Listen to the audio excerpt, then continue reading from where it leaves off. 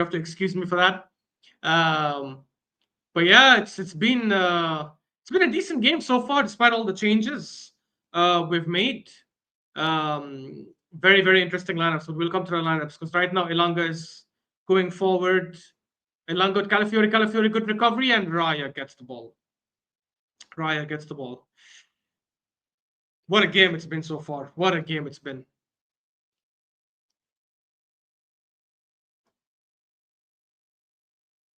Oh, Saka. Oh, come on. How's that not a foul?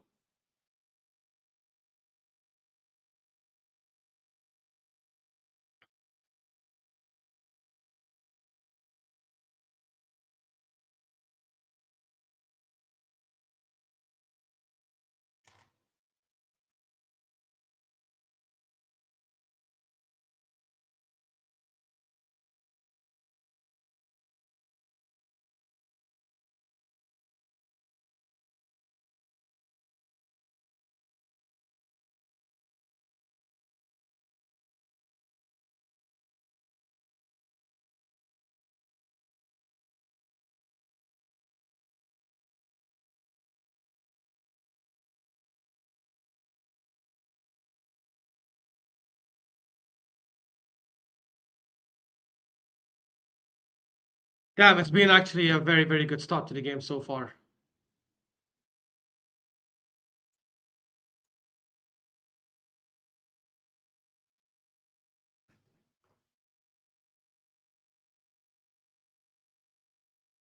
I need to send this.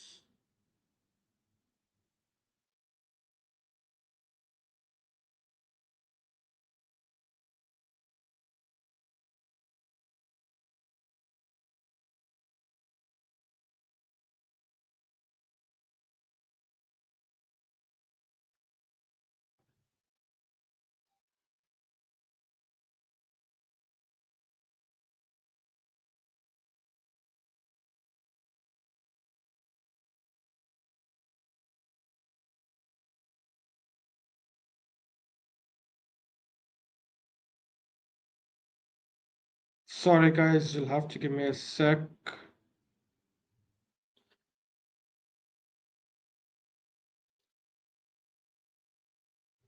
That offside goal was so close. For those who have missed it, we Arsenal scored a goal, but it was offside. Moreno, like a few millimeters offside in a set piece.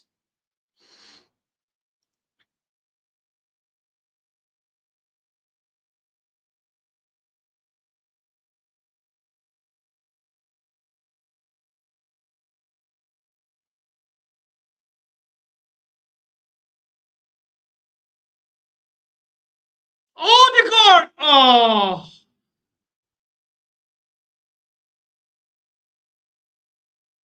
oh my God, that was beautiful, Odegaard. What are you doing? Wow!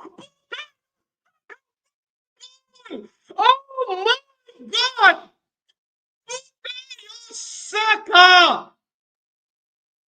That link up was beautiful. Beautiful.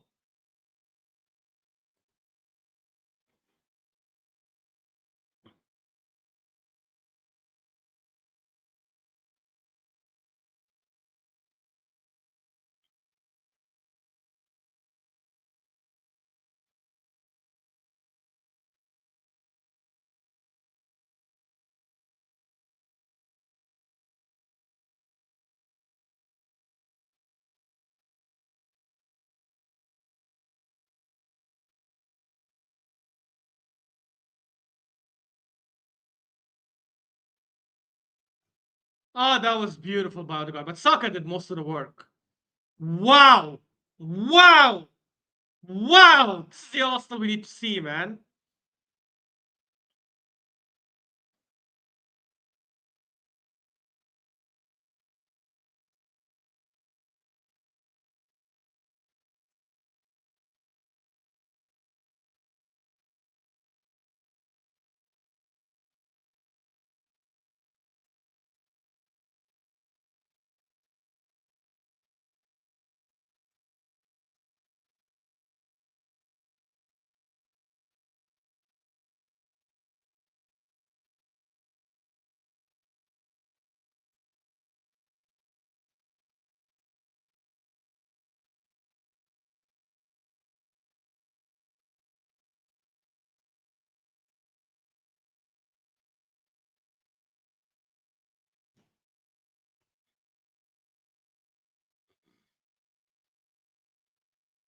And it's a good start for Arsenal, man. We deserve this, honestly. We've been attacking well. We've had, obviously, a goal ruled off. For those who have missed it, I'm just going to read out the lineups. I know it's like 16 minutes in, but we have a couple of changes at Arsenal. We have Raya, Timber, Saliba, Gabriel, Calafiori, Jorginho, Moreno, Odegaard in the middle. So that's Rice and Partey being rested, which is a bit odd. I'm surprised. I don't know if he's done it for a Champions League game. And then front three, even more changes. Saka starts on the right, Gabriel Jesus up front, and Trossard on the left. So he's dropped Martinelli, which is surprising because I thought Trossard would probably miss this game. But looks like he's fit to start. So, but good start. Arsenal 1-0 up thanks to Bukayo Saka, star boy. Who else but him? What a goal.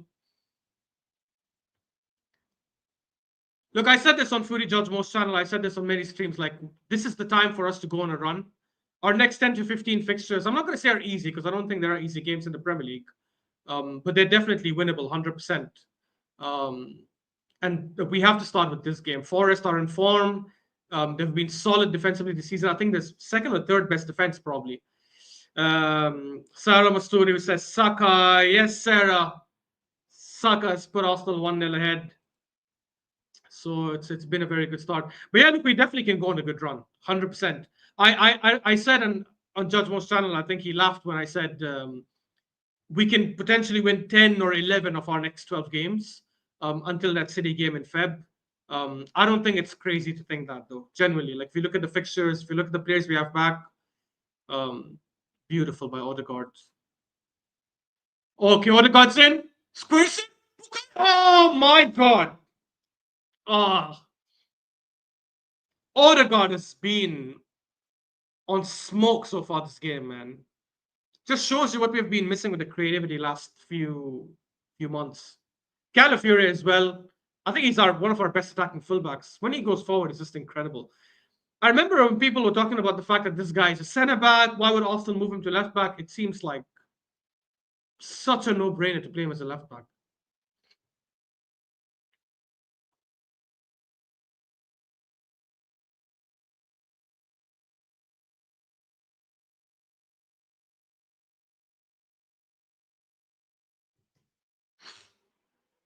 Come on, man. Is it a head injury? Why would he stop? Oh, it is a head injury. Okay, fair enough.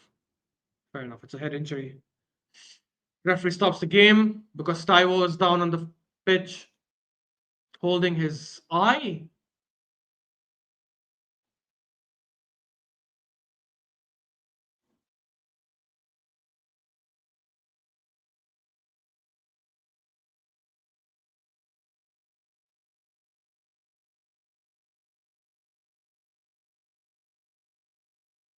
I'm surprised Wood is not starting. Because usually he starts Chris Wood and he's been on decent form. He's on the bench. A lot of changes for some reason, like that I've seen.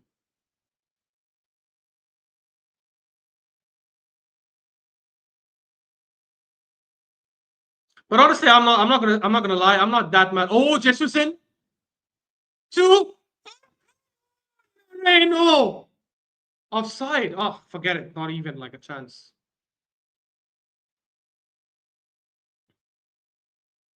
It's honestly crazy that he's made these many changes, but I'm not gonna lie, I'm not that mad about it because I have said before that we need to use the squad well. We need to make sure we're rotating players accordingly, and clearly he's done that. And so far, it looks like it's working.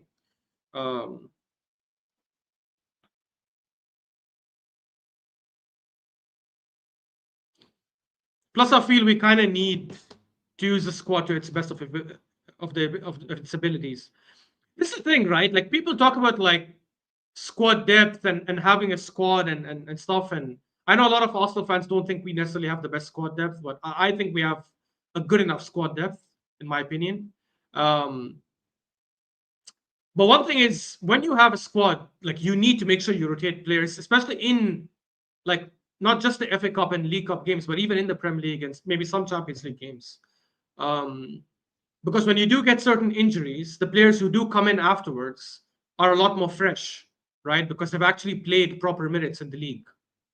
Um, so it's good to see that he's trying that. Pep does that quite often. I mean, it's why his teams are always dominating. And I know he obviously has injury issues, Pep at Man City, but a lot of times it doesn't really affect him. Saka in! Get it, Saka! Good across! Odegaard, better shot, man! Odegaard fluffs it with his right foot. Such a weak shot. Saka and Odegaard have just been on some different gravy this game. Trossard is in. Oh, come on, Trossard was so weak. Cleared by Nottingham Forest. Taiwo running at Gabriel. Gabriel loses the ball. Wasn't that a handball? Referee says play on. Who's the referee? Simon Hooper, I think. And Moreno wins the ball back. Gabriel Jesus to Odegaard. This game, I need to see Jesus do some stuff, honestly. He's getting a chance to start as a striker. He cannot just be performing in freaking League Cup games. This is a good opportunity for him to try and score here. Trossard with a nice backheel to Jesus. Jesus to Jorginho. But if he's going to score, he needs to freaking get inside the box. He likes to be anywhere, but actually inside the box where he can end up getting a goal in. Calafiori to Moreno. Oh, Moreno gets possessed. And Elanga on the counter. Jesus running behind him. Jorginho closing him down as well. Elanga just... That's a foul. That's a foul. And a yellow card for Jorginho. Unbelievable. To be honest, it looked kind of soft, I'm not going to lie. It looked kind of soft.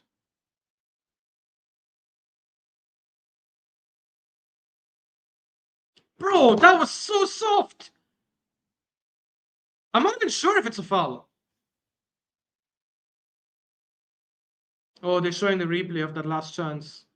Oh, man. Had that just been a bit stronger by Odegaard, that was the second goal. We're playing really well so far, I'm not going to lie, but we've seen this before. Like, we could be dominating the entire game and then one dangerous counterattack and Forest are back. That's exactly what happened against Leicester, if you guys remember. We were dominating 2-0 up first half, and then they get one attack and they score a deflection. And Forest are a lot better team than Leicester. They've actually got like proper attacking threat. I'm assuming that's why he didn't start Chris Wood, because he probably didn't think they're going to have a lot of possession.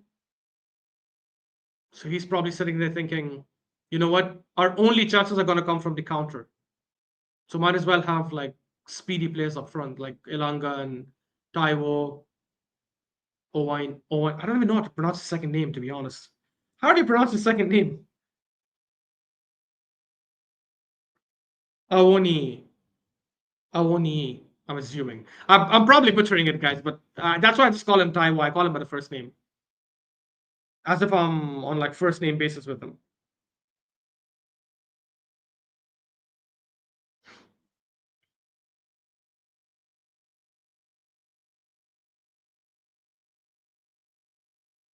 Yeah, I'm just gonna call him Taiwo. Long ball to Saka. Saka keeps it in. Beautiful by Saka. Odegaard to Saka. To Jesus. Jorginho. Saka. To Jesus. Oh my god, beautiful by Jesus! Oh, damn it. Jesus back. Oh my god, that was close. That was close. That was beautiful. That was beautiful football, guys. Even Mikel Arteta and the whole stadium's clapping as if we scored.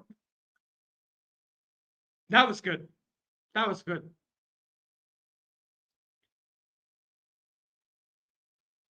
Oh, but the pass was a bit heavy by Timber, to be fair. Otherwise, Jesus could have probably hit that. Jesus could have probably hit that. Yeah, Timber should have just passed a bit better.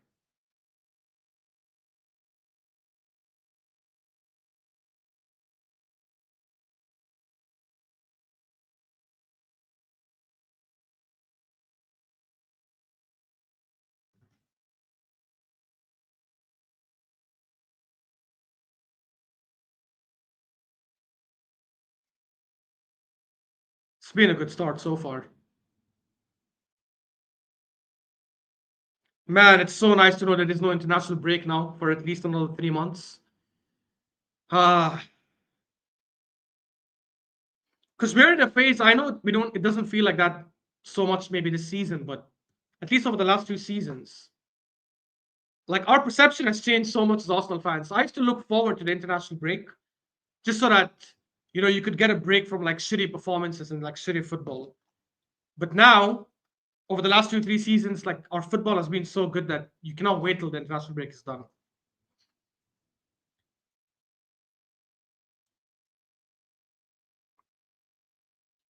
Wow, that was good control. Oh, I was gonna say that was good control by Trossard, but apparently the ball went out. Other games going on in the Premier League right now. Reading out the scores. So Chelsea ended up winning 2-1 against Leicester. Brighton leading 1-0 against Bournemouth. Joao Pedro. I should have had Joao Pedro in my fantasy. Damn. I kept Welbeck instead. Fulham leading 1-0 against Wolves. Alex Iwobi. The Arsenal 2.0 basically with Iwobi and Smith Rowe and Nelson and Leno. Oh, good ball by Saliba to Odegaard. One thing I like about this game so far, and I've seen this happen in the Inter Milan second half, to be fair, is that we're trying a lot of like through balls in, which is good. We're actually playing a lot of through balls through the middle, which is the best way to break a team's defensive shape. I think when you're playing against a team that's playing like a heavy low block, I understand I was going to the wings quite often, but Forest aren't playing the deepest low block, so there are clearly spaces for us to take advantage of in the middle. And it looks like we've done that so far this game. Other scores: Crystal Palace are 1-0 up against Aston Villa, which damn, that's crazy. It's at the Villa Park as well. Ismail Assar with the goal. Hey, that's a foul for Timber. Yes, thank you. And Everton and Brentford is still 0-0. Still 0-0.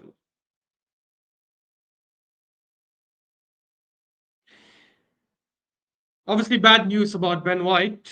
Apparently, he's going to be out. Initially, they said like 6 to 8 weeks, and then they extended to 10 weeks, and now it's like months. So, pretty shitty.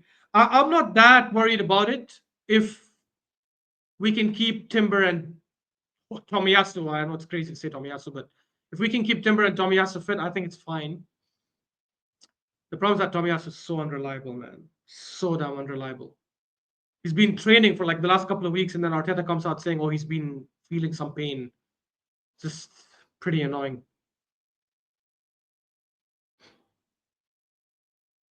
Okay, that's a good dribble, Timber, but don't overdo it, especially not in that position, man. Such a good baller, and I said on most channel that I think like he's the most complete fullback, like one of the most complete fullbacks. Like defensively, he's solid. He's got pace. He can go forward. He can dribble,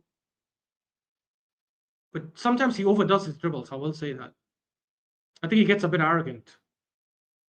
Timber switches to Saka. Saka going up against Moreno.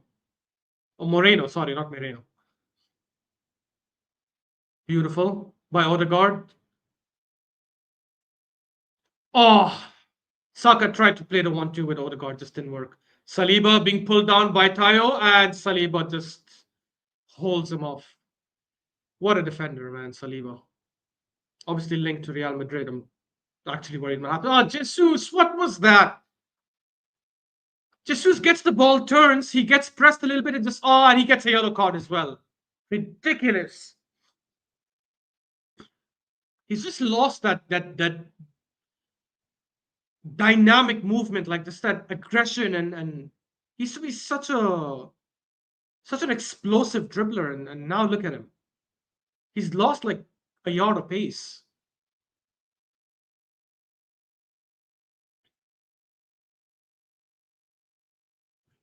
Now every time we get these yellow cards, I'm always worried. I'm not gonna lie, always worried. With our record this season, it's just really worrying, man. Damn, it's pouring in London.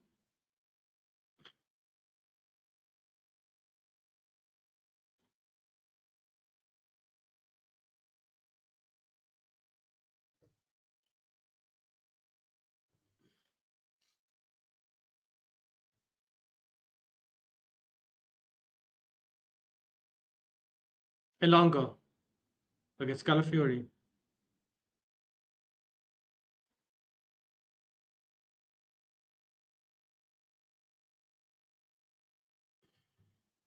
Forest have pushed us all the way back. Our entire team is in our defensive third.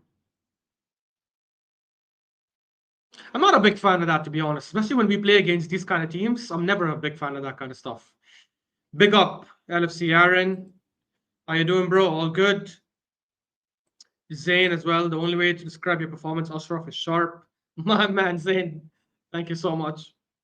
Big up, bro. Yeah, I'm never a fan of playing at home against these kind of teams. When I say these kind of teams, obviously, I mean no disrespect to Forest, obviously, but they're just not the quality of Arsenal, no matter how good they've been this season.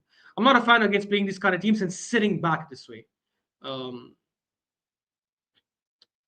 Especially if it's 1-0. I understand if it's like 2 or 3-0, I get it, but at 1-0, I wouldn't sit back like that. It's just I find that a bit odd. Suraida as well in here. Big up, Suraida. How you doing? I'm not saying we need to be pressing and playing like gung ho football and just going mental and pressing the all game. I understand it's not possible. We're not Liverpool do that, or at least used to do that on the club. Um, I know we don't have the capabilities to do that. I get it, but I just don't think we should be sitting back that deep. Because the problem is that when you sit back that deep, sometimes you just invite like crosses, and no matter how good your defense is, like with crosses, sometimes you just never know, man. You could get unlucky. Like remember the Leicester City game.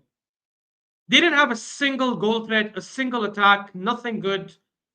And then I think Saliba fouled Vardy. They put a cross in and a deflected header gets in and we concede, right? So you never know with these things. Like it's just you could be playing against a crappy team and they still will know how to head a ball in, right? Um, which is why I'm not a fan of us sitting deep and just letting teams continue crossing against us. So Ryder says, have you tried kicking a ball in the forest, Ash? All those branches and twigs. Nice one, Zoraida. Nice one. I hope it's original, though. I hope you didn't read it somewhere else. Because if you did, you have to always put in the source. Ilanga is still holding his chest from that Jorginho foul. I could be wrong. I don't want to be like, saying shit if it's not the case, but I genuinely didn't feel Jorginho fouled him hard. I felt like it was a slight touch. And it's been like 20 minutes or 15 minutes and he's still freaking holding his chest.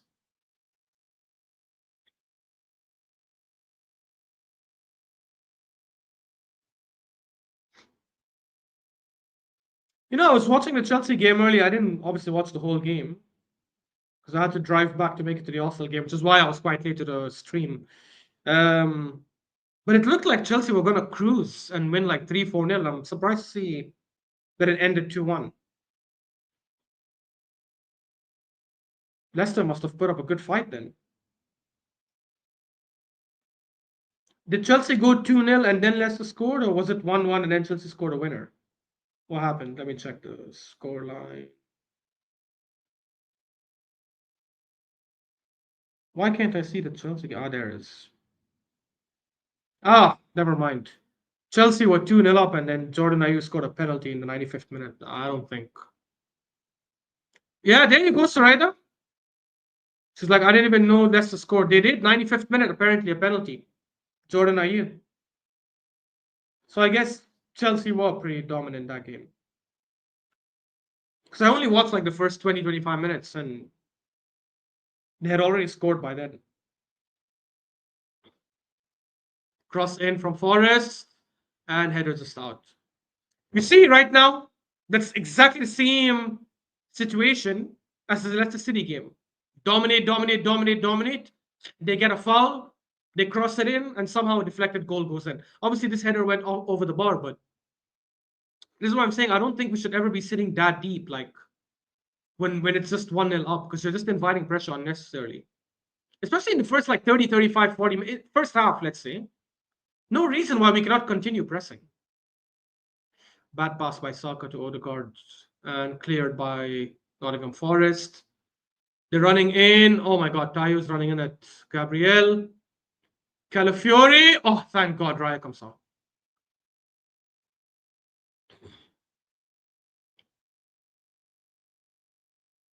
Beautiful pass by Jorginho to Odegaard, to Saka. We are moving the ball a bit faster, so I'm not gonna lie. Unlike the last like 10 games or so. Saka to Odegaard. Saka and Odegaard have been back to their combination.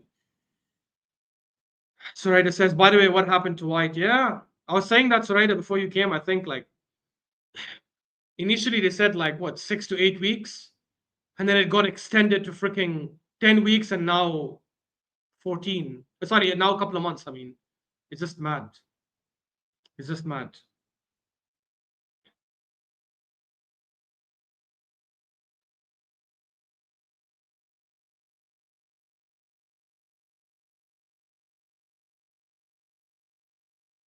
Oh, seems like Wolves have equalized against Fulham.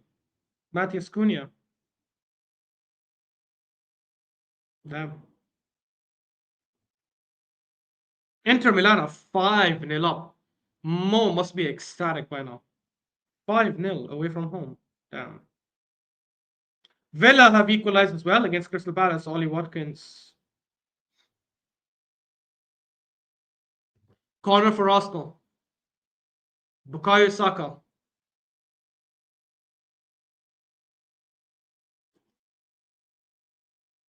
Bukayo crosses in and cleared. Headed out by Tayo. Arsenal recover the ball still. Jorginho going forward. Back to Calafiori. Back to Odegaard. Odegaard dropping all the way back deep. Saliba. Saliba to Saka. Oh, come on, Saka. He tried to do the same dribble as last time. Oh, he wins it back though.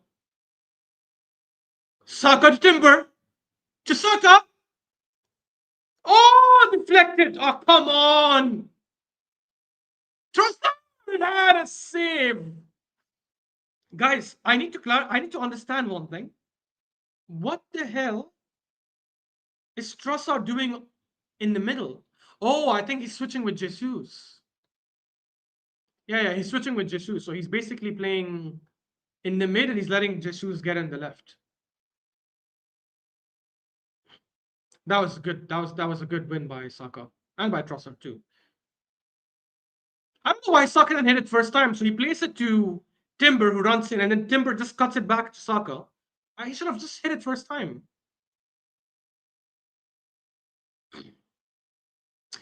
Another corner for Arsenal. Arsenal, the best set piece team in the Premier League. Cross in by Saka. Ah, too long. Too long. It just goes out the other way. That was probably the first bad cross I've seen of Saka this season, or maybe at least the first one in a long time.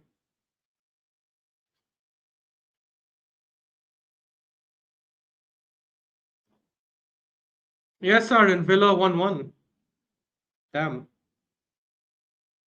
Does anyone think Villa could be a threat and finish top four? Could they finish above Chelsea? Or Arsenal, as some people think we might drop to a top four race. Which I think is mad, to be honest. Generally, anyone who thinks Arsenal could drop to a top four race is just it's crazy. Like, at worst case scenario, if we don't compete, I think the worst that'll happen is um, we'll end up like Liverpool last season, where we comfortably finished third, you know? Or what happened to Chelsea in the 21-22 season, when they comfortably finished third and like there was no threat of their third position going away.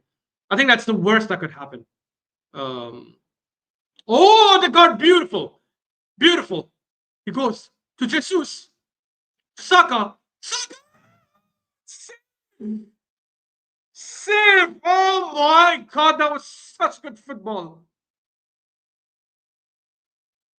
Sels makes such a good save.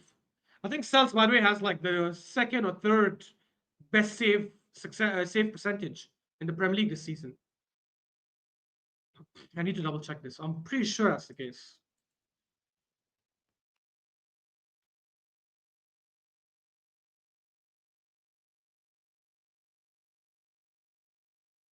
This time Saka took it first time, you see? And he forced Sells to make a good save. I wish he did the same thing last time. Okay, best save percentage. Oh no, he's dropped now. Now he's at 77.5%. He was over 80% when I checked like a month ago. He's now fifth in the Premier League. He's fifth in the Premier League now. Trossard taking the corner. Cameron, Saliba, and Timber. Trossard crosses it in. Oh, come on. Forest have just been markings out of the corner so far. Oh, by the way, Bournemouth equalized. Bournemouth equalized at home against Brighton. By the way, not just that, there's a red card in the Everton Brentford game. Christian Norgard, Brentford, one man down. Trossard crosses in. Oh! It was curling in and the keeper pushes it out. Cleared by Awoni. Jorginho clears it out. Oh, doesn't go out. Is that a foul? He's gonna book Saka, isn't he? Oh, come on! High foot by Saka. High foot by Saka.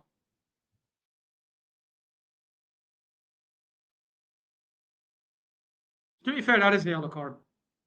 You cannot raise your foot that high, like when the player's going with his head. Even though he didn't touch his head, by the way. You know, I'll tell you this, yeah. I understand why players do it because they want to obviously secure the foul. I'm not a fan though of like, you know, when a player puts his boot high and it almost touches someone's head, and they go down touching the head as if they've been hit, as if they've been kicked. I hate that. I hate that. You can maybe like touch your head to be like, oh shit, he was about to kick my head, and then stop. But the fact that the players go down and roll and touch their head as if they've been kicked, it's for me, it's just proper cheating, man. That's proper cheating. Because you're trying your best to get a player sent off.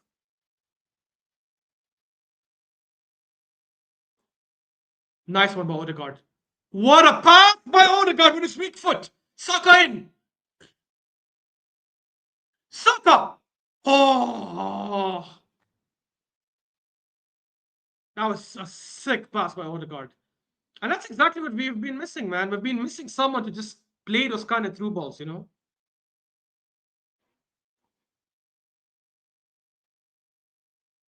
And Odegaard is not just our most creative player, he's one of the most creative players in the league. I think he still ranks first in 2024 for chances created.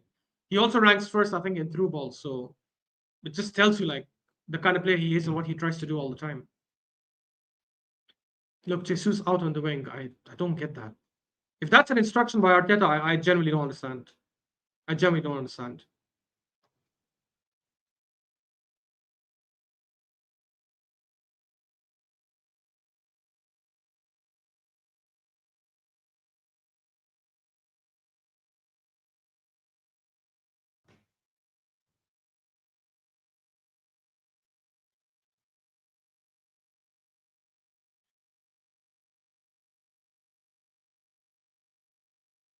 Oh, beautiful.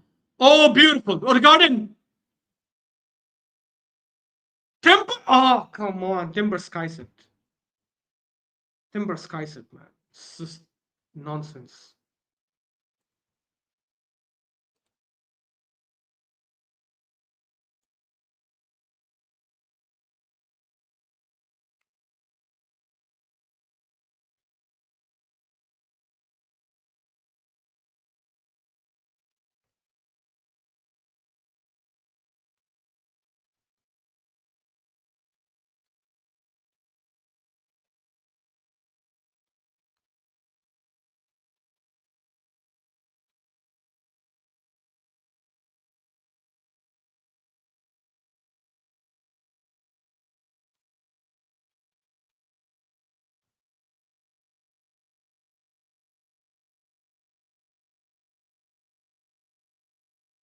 5 minutes stoppage time is.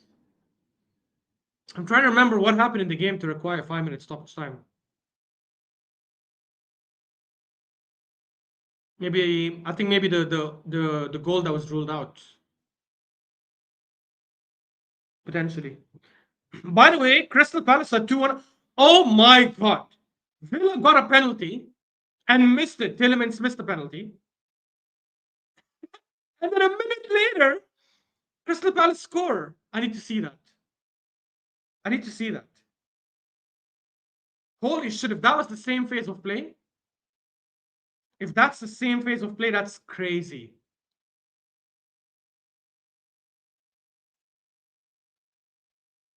By the way, Bournemouth didn't equalize. Sorry, I said that earlier, but I think the goal was ruled off. It's still 1-0 Brighton. Odegaard fights off his marker.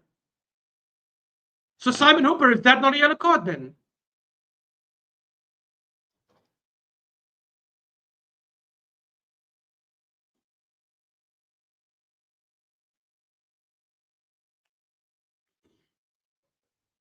I'm not gonna lie, guys. This game has like definitely got me yelling a couple of times because of how well we've attacked.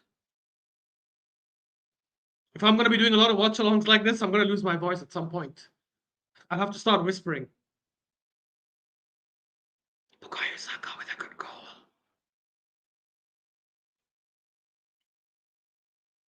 I think we've got 3 players on a yellow card in the first half.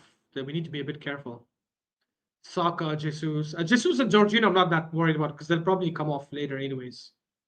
For Partey, Havertz, or maybe Rice and Havertz.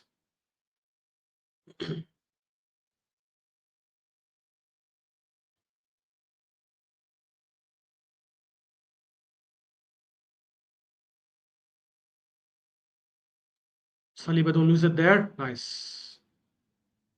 Nice. Moreno, you just put Trossard under pressure for no reason. Oh, there you go. Oh, he got fouled. Trossard got fouled. Okay, fair enough. Fair enough. Fair enough. We're still good. We're still good. We're still good. Wait, Simon Hooper is booking someone. Who's he booking? Oh, he's booking Aina. Nice. Nice. This is a scary thing, you know. If we are 1-0 up at halftime, and in second half we have players like Martinelli to come on, that to go up against Aina, who's already on a yellow card, and then Havertz and Rice. That puts us in a very, very good position. I'm not gonna lie.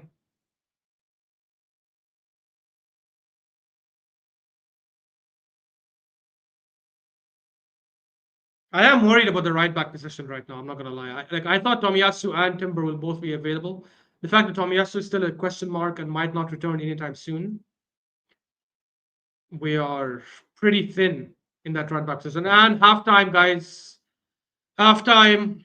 Arsenal 1, Nottingham Forest 0. Bukayo Saka with a beautiful goal. Assist by Odegaard, but to be honest, Saka did most of the work. Odegaard's assist was pretty nice. It was a back heel, but Bukayo Saka still had to do a lot of work to get that in. And obviously managed to put us a goal ahead. I think it's his, what, 4th goal in the Premier League this season? I'm pretty sure it's his 4th goal this season. I could be wrong. Bukayo Saka. Yeah, 4th goal this season. 4 goals, 7 assists. Not bad. Not bad for Starboy. 4 goals, 7 assists from 11 games. That's crazy. That's crazy. Definitely one of the best players in the Premier League this season. I wouldn't say best just because I think like there's someone else in his same exact position that's currently playing better than him. So it's difficult to say Saka's been the best player, but he's definitely been up there. I would definitely say top 3 in my opinion. I would say top 3 best players in the league this season.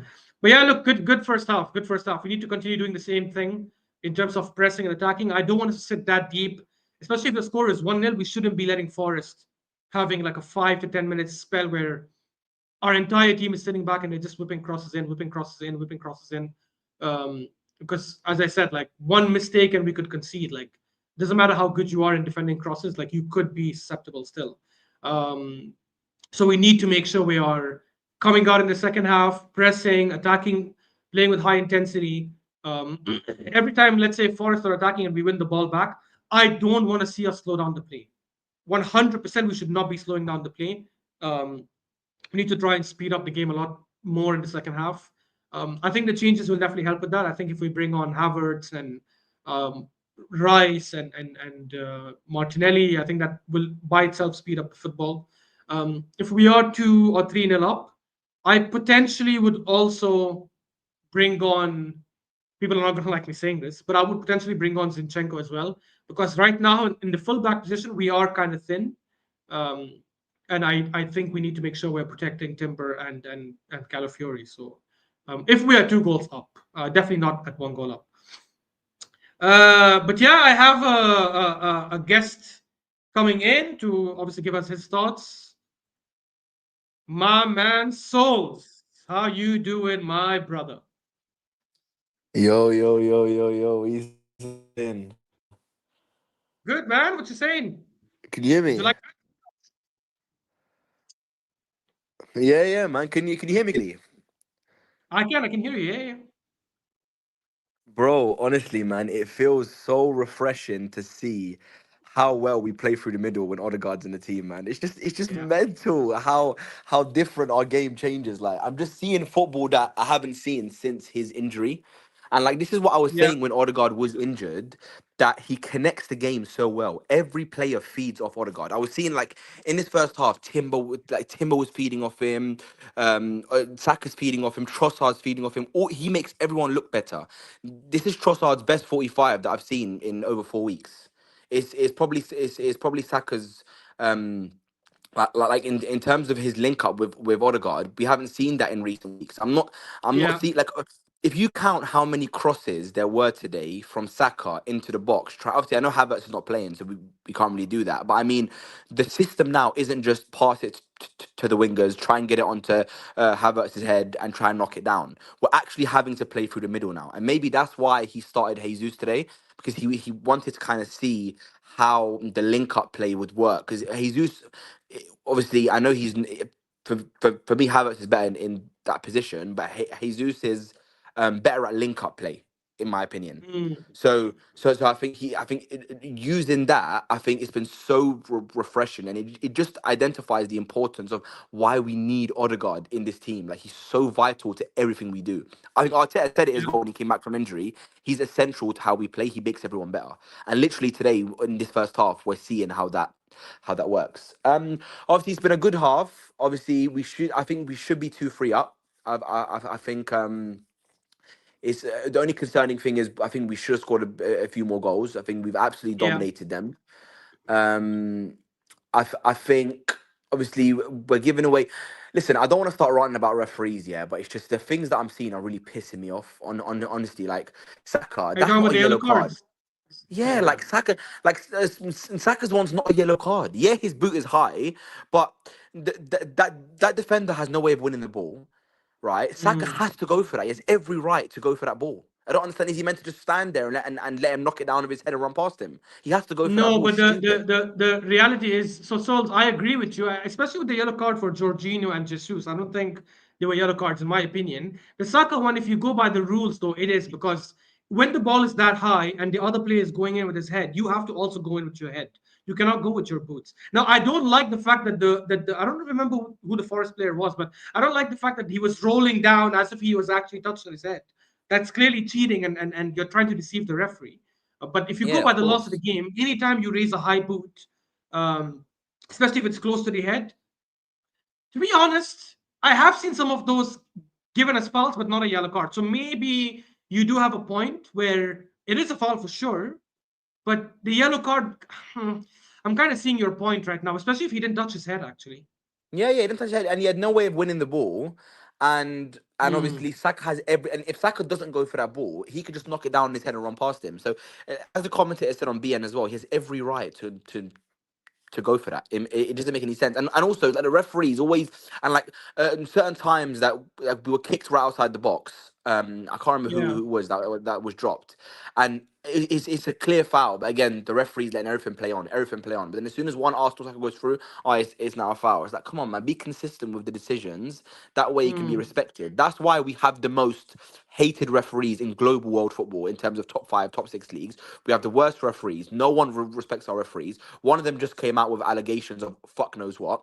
It's just for me. It's David just Coote. yeah, even cute. It's like, bro, it's disgusting. Like, honestly, our referees are some of the most disgusting referees I think I've ever watched in any sport. It's just like they're no complete rubbish. But look, obviously, second half we need to be strong in what we're doing. We need to come out again, full guns blazing. I think similar to what you said, Ashraf, about Arteta in recent weeks, we've seen that when we're 1-0 up, he'll come out in the second half and play more of a defensive style. I don't want to see that happen Yeah. again. Yeah, so Yeah. it'll be interesting to see now that we are 1-0 up and we've been playing well. Are we going to drop off? Is our intensity going to drop? Obviously, naturally, players are going to be a bit more tired now, so it's not going to be as intense, but I still want to see offensive football. Saka has been cooking whoever that guy is on that side. I don't know who he's playing up against, but whoever that Moreno. Yeah. Yeah. yeah, whoever that is, Saka has just cooked his life. Honestly, the nutmeg and flick over him, he's ripped him like three, four, five times. I remember the commentator was saying Saka is a big problem. They have to do something about Saka. They got to do something because that Moreno guy, bless him, he's getting cooked. Bruh, like Saka's already completed like 2 out of 4 dribbles in the first half. Obviously scored a very good goal, 3 key passes, one big chance created. Like even if you go by stats, like the eye test alone tells us he's been having an amazing first half. But even if you go by stats alone, like he's been absolutely killing it. Like he almost had a Yeah, second goal as well when he took that first time shot, and obviously Sells pulled a really good save. Um, he's been definitely one of our best attackers. And the fact, honestly, as long as we have Saka and Odegaard in the attack, it doesn't matter who the other two are, like Trossard or Martinelli or Havertz or Jesus. Like our attack still ends up like looking really sharp yeah, because yeah, these two yeah. I make a think lot of things obviously, I happen. think And yeah. Mm. no, and Yeah, I'm go on. saying they also make the other players also play quite well. Like as we've mentioned, Trossard with a very good half. Like Jesus has had some really good moments here and there as well. So they just like light up everyone else, and the way they move, the way they make those runs, the way they link up and ask for the ball again. Like I think it just. By the way, my timer has just been running like consistently. I'm such a fraud. Generally, I'm such a fraud Why?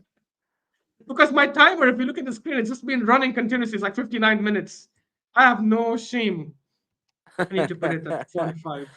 Yeah, you got to Yeah. put it at half time. But yeah, look, I think obviously, look, I think having Odegaard, so having Jesus or Havertz is a bit of a difference, only because they're very Yeah. different players. Obviously, Havertz Yeah. has different strengths. When Havertz plays, Arteta likes to maybe increase some of the long balls, long passes from the keeper. Havertz is very good at the flick downs. He has that height presence. Obviously, Jesus is a better link up type. Kind of striker type nine, so he's going to be better in Yeah. terms of linking the ball up. So that's the difference in terms of Martinelli and Trossard. I think obviously apart from obviously yes, in essence playing either of them can do a good job when you have the other two, which is Odegaard and Saka playing. But definitely, I think it's going to be interesting second half. We do need to make sure that we don't become complacent because I can guarantee you now, Forest are going to come out in the second half attacking. They're definitely not going to sit back, Yeah. and you don't want to be caught, and you don't want to be one of those teams that had 10, 15 chances and end up drawing 1-1 or something like that. So we definitely need to get second. The second goal is going to be vital. Um, and yeah, I think look, if Arteta ends up winning this game, I'm gonna hold my hands up because to me, when I looked at this team, I was thinking, what the hell is he playing at? Like, I don't Mm. understand. None of the bench players went on international duty. They all stayed. They all had enough adequate rest. I think Rice is Yeah. the only one who I think is kind of had some sort of pre-injury, but again, he's been resting for over 2.5 weeks. So. Um, Mm. for me, when I looked at it, I thought, okay, what are you doing here? You're playing two defensive type midfielders. You're pushing up Odegaard. It doesn't make any sense. But look, it seems like it's working. This is the best half I've seen from Arsenal in over a month. Yeah, I agree. I agree, man. Look, at I was saying it the whole first half, to be honest. Like, there are some spells where we just, like, for 5 minutes or 10 minutes sometimes, we sit really deep and we just let the other team Yeah. come. And what I don't like about that is because, like, I understand if we do it in the last 4 or 5 minutes of the game, if we're playing against a good team and we're trying to hold on, but when you're playing against these kind of teams, the reality is when you sit back that deep and you're just letting them put in crosses because that's the only way they can break us. They cannot play through the middle, right? Our defense is just too good and too solid for them to go through the middle. When you let these teams just ping crosses in that way by sitting deep, you can never be 100% incredible or perfect at defending crosses. That's not possible, right? Like we saw it against Leicester City, right? Like the first time they came out, Vardy got fouled by Saliba. Leicester City get a cross in, deflected goal gets in. It was a deflected header. Yeah.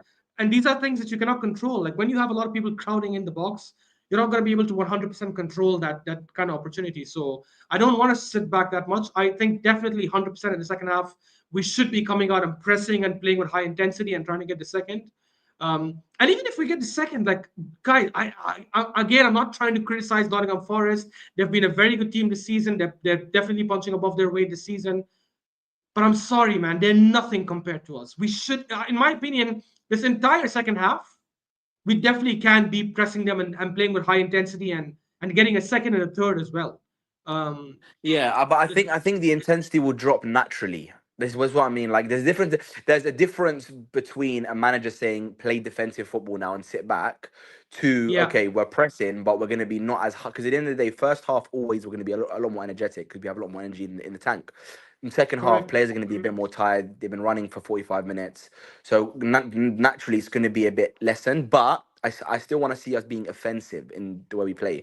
Like I don't want to see us making back passes, trying to sit back. Forest will attack, and we will naturally have to defend a bit more. But I still want to see us countering, attacking, trying to create chances. I want to see the intensity still there. But yeah, it's going to be an interesting second half. Yeah. What kind of changes would you want to see in the second half? Like at what stage? I'm I assuming you would say definitely want the same team to start the second half, right? yeah, I'd say same team to start. I think give it to the 70th at least, see if we're 2-0 up or not. If it's still 1-0, again, it's gonna depend on what the score line is, of whether we make offensive or defensive formations. Um, as I said, maybe in my opinion, obviously maybe put on Havertz maybe on the 70th minute if you want some of that physical presence, someone to kind of Yeah. waste time, someone to kind of hold that ball. Havertz is amazing at that, so I think we will see Havertz 100% this game. Um, Maybe Zinchenko, if you want to kind of continue on that kind of offensive style without kind of losing a lot of the defensive shape. Especially Mm. if we carry on playing how we're playing now, maybe Zinchenko's a good option, but we'll have to see how it goes. Well, we're What bringing about on you? Partey, so he's getting ready to come on. Oh, what what I'm what just Partey's coming on? Yeah, Partey's coming on. I hope it's for Jorginho because Jorginho's on a yellow card, and we honestly, man, this red card thing is really scares me now.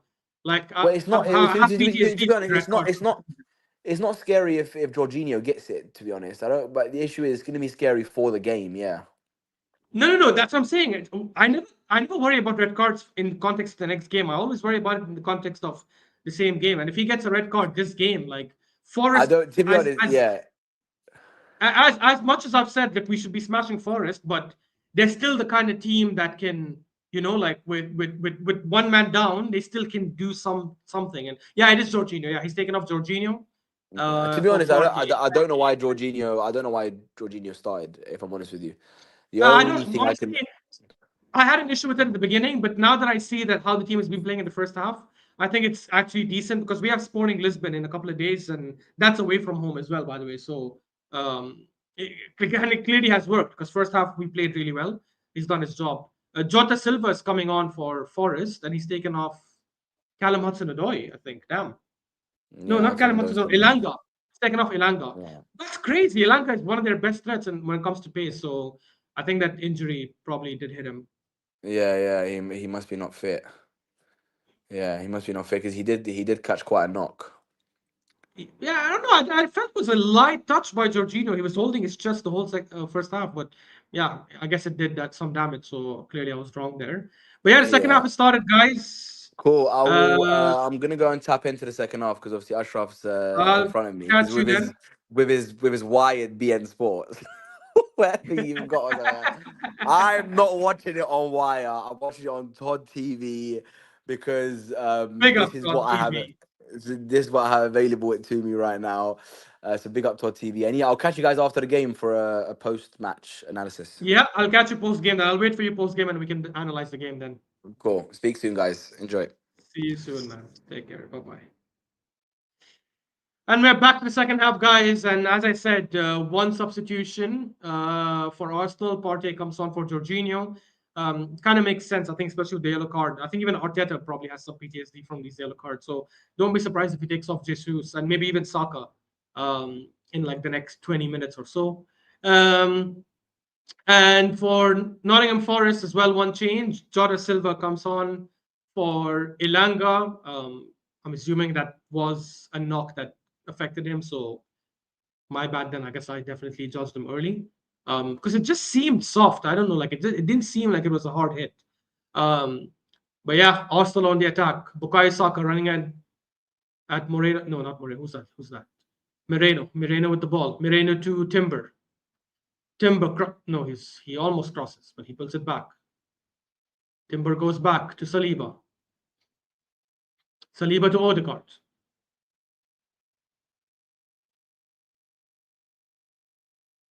Odegaard turns his guy. Plays it to Saka. Oh, and it's blocked by. I want to say Moreno. That is Moreno, right? Yeah, it's Moreno, correct. Moreno. Man, honestly, the way Odegaard, like, just everything about his playing style as a midfielder is just incredible. The way he holds onto the ball, the way he like does that shimmy and the fakes and the way he turns. He's not like this is one thing. Like I don't think every midfielder has like some sort of flaw or weakness. I think Odegaard's main flaw is the fact that he's not that quick. He's not slow, he's no slouch, but he isn't like a rapid midfielder. Like if I compare him to, I don't know, like let's say Kevin De Bruyne, for example, or even Cole Palmer, like I think these guys are probably quicker than him, but his intelligence on the ball and his pressing ability and the hustle and energy he puts in is just, yeah, it's second to none, man. Trossard gets fouled by Jota.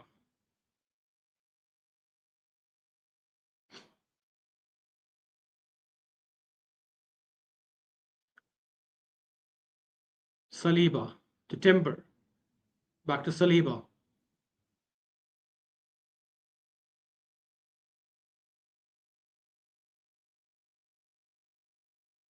Saliba to Gabriel Jesus. Gabriel Jesus dropping all the way to the mid. Why? It's like he has no interest in scoring, man. And I'm vouching for this guy, like, because I said I'd give him till this season and then see. And I'm not like vouching for him because I'm like, oh, I like him and I want to see him do well. Well, I do want to see him do well because he's at Arsenal, obviously, not for any other reasons. Um, but I just want to be fair to the players we have in our team, which is why I said for Martinelli and Jesus, I would wait until the end of the season and make a call on them. And if they don't pick it up, then they should be out. Because I keep thinking of Jesus from 2 seasons ago when he first joined us. That Jesus was electric, man. It was so good. And I know he wasn't like a prolific goal scorer. Like he only had 11 goals and I think like 6 assists from 28 games maybe or something because he did miss 3 months. Um, but like he was doing a lot of things. Like there were cases where he would not score or even get an assist, but he would still like create something. Like he would, I remember that was it Leicester City or Bournemouth? One of those games where he gets a long ball, controls it, puts it down, dribbles past 2 or 3 people, and then he gives it to someone who I think passes to Odegaard. I can't remember the exact sequence, and I think Odegaard scored that goal. He doesn't. Jesus will not get an assist for that, but it was him who created it though. And I was just hoping that Jesus will be back this season, given some of the issues he had last season with the injury, especially when they said that he's done his surgery already. But yeah, it doesn't seem like he's back to that. Cams is here. Cams, big up Cams. Nice to see you, my bro.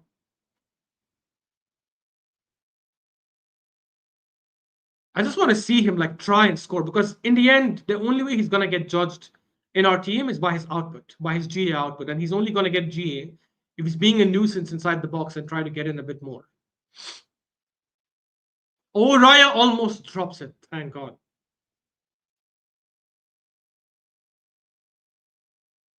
Raya hoofs it long to Saka, but it's cleared by Moreno. Back to Odegaard. Odegaard to Timber. Saka. Saka to Odegaard. Odegaard fakes a pass. Plays it to, reverses it to Saka. Saka up against Moreno. To Partey, outside. Partey shoots!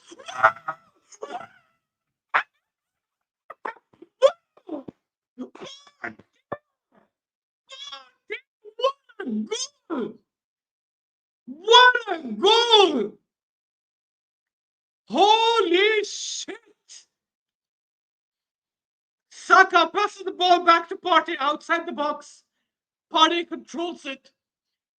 Looks at it. Nobody's coming at him. He's like, okay, I'll shoot. And puts a beautiful curler to the right of Cells. Bukayo Saka with the assist, obviously. Another assist for Starboy. Look at that. Oh my God, that's like a 30-yard shot. Oh, what a sweet hit. What a sweet. Oh my God, what a beautiful hit, bro. Like, you need to watch that replay. Sheesh. Keeper had no chance. And Cells is a good shot stopper. Top 5 in the league for saves percentage. And even he couldn't come close to that. Wow. Wow. I need to update the score. I'm being a fraud, not updating the score on time. Arsenal 2, Nottingham Forest 0. Please, guys, don't slow down. Forest have the best defense. We need to change that, and we need to get some goals in. Good win by Moreno. Beautiful. Saka, come on, attack. Look at Trossard, the other side. Saka plays it to Jesus. It's okay. Jesus runs. Come on, Jesus. Oh my God, Jesus has really lost a yard of pace. He's really lost a yard of pace. The same dribble that I've seen him do many times in the past. Like, he just got in too slow. Man, it might be time to move on. Might be time to move on. Sad.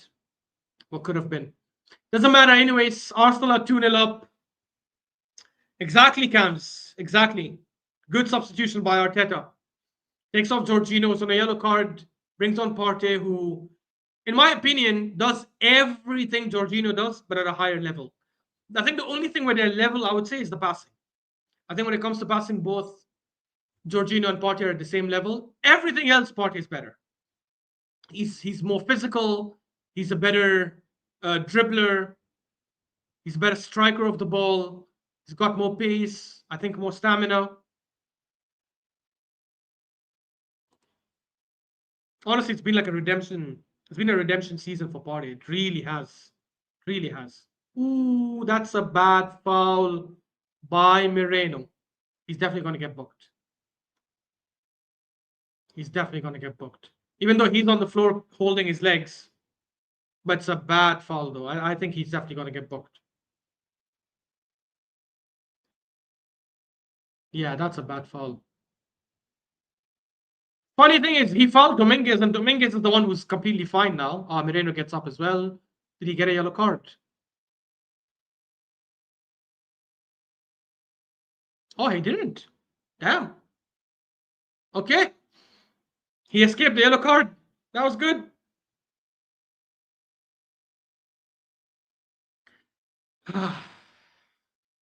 Thank God. That's exactly what we needed. We needed to come out that second half and get an early second goal.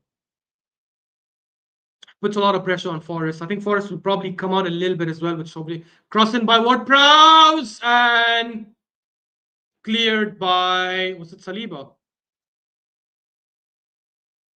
I think it was cleared by Saliba for a corner for Forest. Yeah, it was Saliba. Good clearance.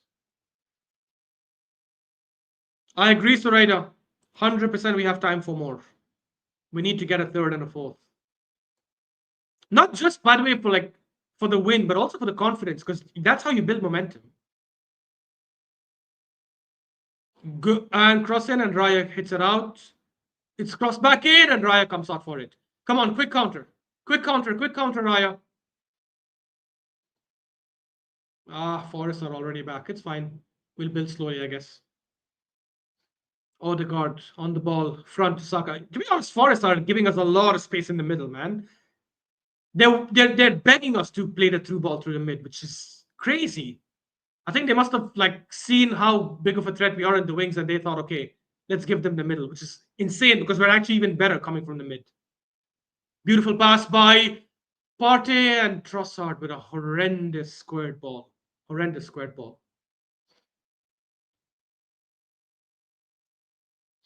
Reports saying that we might be looking to give Trossard an extension. I don't know how I feel about that, man. Because for me, I wouldn't mind doing that if Martinelli was cooking, because I think Trossard being our backup, I think that's a good backup to have, in my opinion. But if he ends up being a starter, hmm, I don't know about that, man. I would want us to get a starting winger. The only way I would agree with keeping Trossard as backup is if we let go of Martinelli, which would be funny. You know why? Because Martinelli is literally one of the quickest, if not the quickest player at Arsenal. I don't know if you guys saw the video where a bunch of Arsenal players a couple of days ago were asked what quality or what trait would they want from another Arsenal player, and 4 or 5 of them said Martinelli's pace. Um, so if we end up eventually getting rid of Martinelli, if he doesn't come good, for example, um, and we get even if we get another pacey winger, like we're still stuck with only one player who's got like immense pace. So Ryder says, "What are these Arda Güler rumors are here?" Yeah, so Ryder, honestly, I'm not a big fan of that. I'm not gonna lie to you, because for me, he's a good like 10 and can play as a right winger. If he's willing to come in and just be a backup player, okay, great. Then yeah, I don't have any issues. But I don't think he's gonna want to. Why would he leave the bench of Madrid to be to be sitting on the bench of Arsenal? Like it makes no sense. And if we're getting him to play him anywhere, for me that would be ridiculous because I don't see any place for him in our starting lineup right now. I heard like Mo on his channel say, "Oh, play him on the left wing," which is insane. I hate playing a left winger, like a left-footed winger on the left.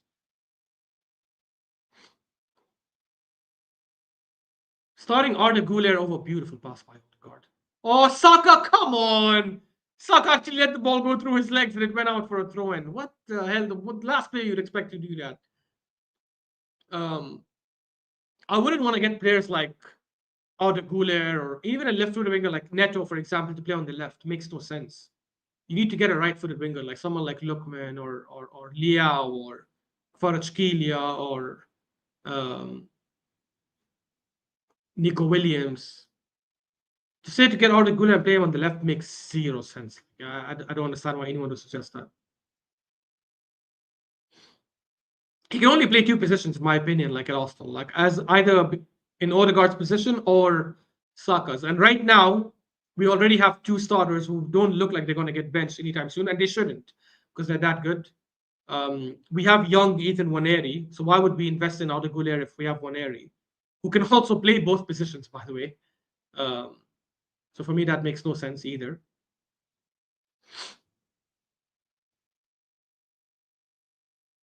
Yeah, I would stay away from Güler in my opinion. I think a striker is a must. Honestly, if we could invest our entire transfer kitty on getting a striker this summer, but like a world class striker or someone top level, someone like Isak, I wouldn't mind doing that because I just don't think Kai Havertz is the guy. I don't rate him. Um, Jesus clearly is not the guy either. Even if Jesus gets back to the form of 2 seasons ago, he's still, in my opinion, not a starter. Like he's a good impact play, like impact sub or a good player to rotate with. Um, but you'd still want a striker. If we can get the best of Havertz and the best of Jesus like consistently all season, then okay, fair enough. I'll say, you know what, no need for a striker. But that's never going to happen, right? You're never going to get Jesus and Havertz consistently performing all season. It's just not going to be the case. It's not who they are.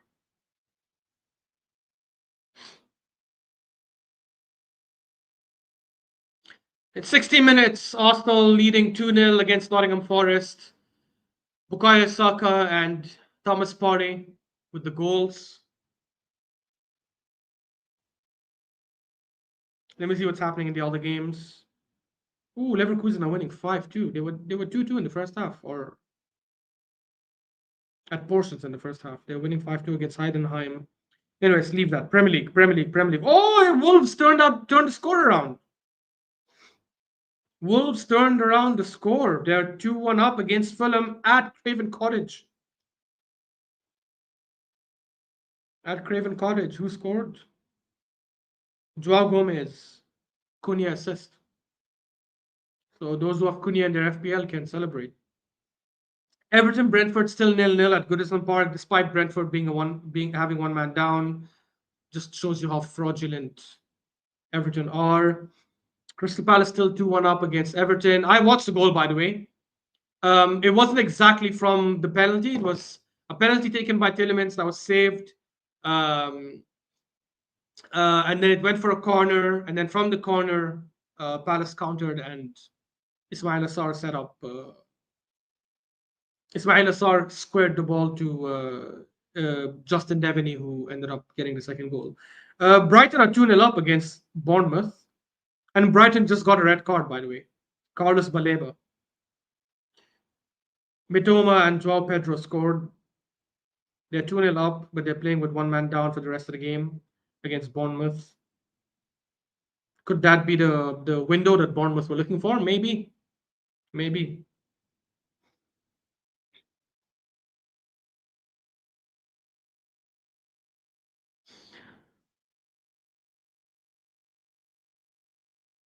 Forest with a cross in, and it went out. This is what I'm saying. We have to be really careful, man, with this. If we keep sitting back, these guys have players who can head in, right?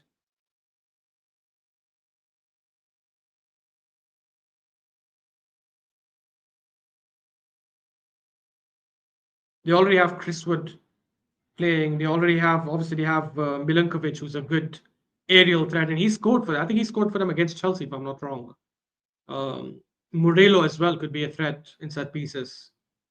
We need to make sure we're attacking a bit more. But anyway, so far, so good. 2-0 against, I want to say, an informed Forest. I know they lost the last game 3-1 to Newcastle, but I mean, over the course of the season, they've been quite decent.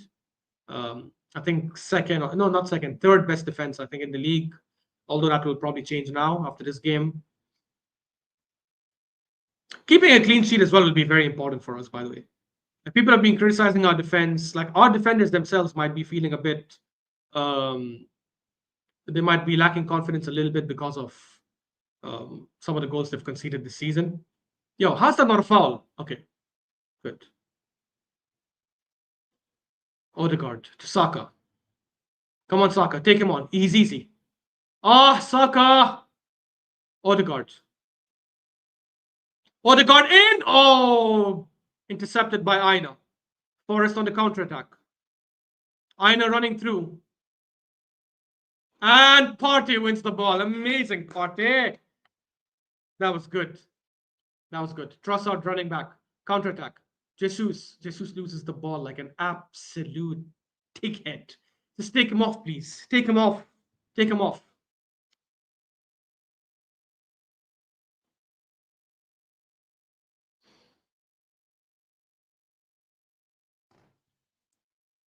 We've got an interesting game in an hour. City versus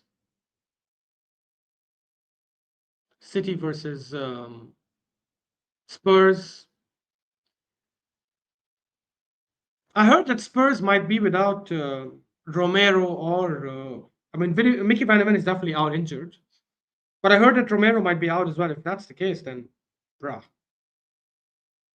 I don't think they have a chance then. Oh, lineups are out. Oh, okay. Yeah, seems like Romero and Mickey Van de Ven both are out. That's a shit Spurs lineup, by the way. Vicario, Pedro Porro, Dragushin, Davis, Udogi, Sar, Bisoma, Madison, Kulusevski, Son. So, actually, it's not that bad. Just the centre backs, I guess. Calafiori to Jesus. Back to Moreno. Moreno switches it to Gabriel, Partey to Timber to Saka. Saka taking on Moreno. Odegaard. Odegaard loses the ball, damn it. Moreno wins it back. Oh, come on. Calafiori wins it back to Trossard. Jesus to Moreno. What are you doing, Moreno? He thinks he's Partey taking a shot like that. Are you mad? Zayn says, Ashraf, you think Glocker scores against Arsenal? I mean, it's a dead ground, man. You never know. Um, I'm curious to see like what kind of lineup we start that game. By the way, Zinchenko is coming on for Calafiori. I called it. I did call it a 2-0.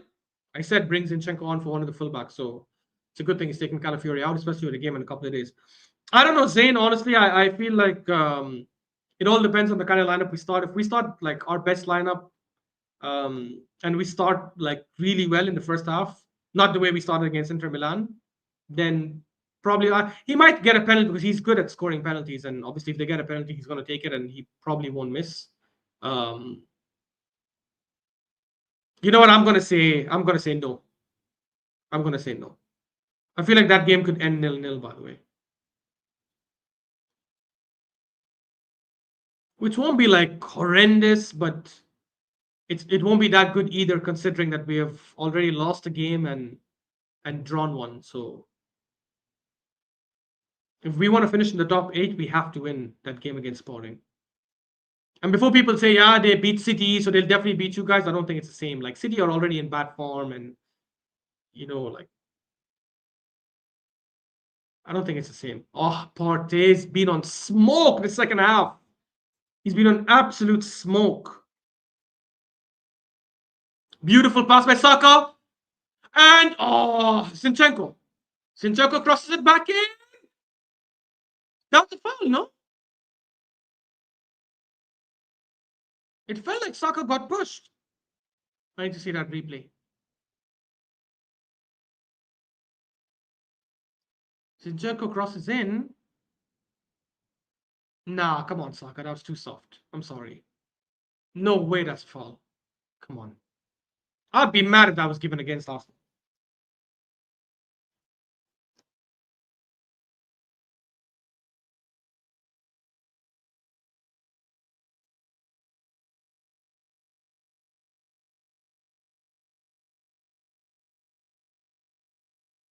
Odegaard on a counter to Trossard.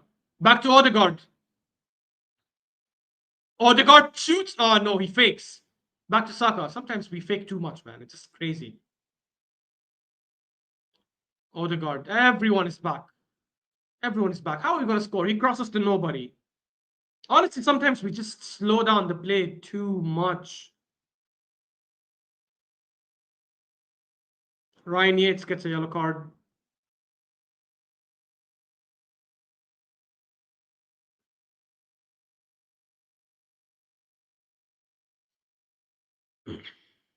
Damn.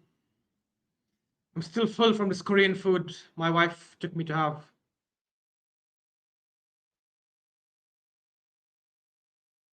Korean barbecue. That's what we had. That's how much I love my wife, That's one of her favorite food. But not that I don't like it. I like Korean food. Don't get me wrong. It's just that it's just Korean barbecue where you have to cook your own food, and I cannot comprehend that concept. We go there and pay a lot of money to cook the food ourselves. You might as well cook it at home.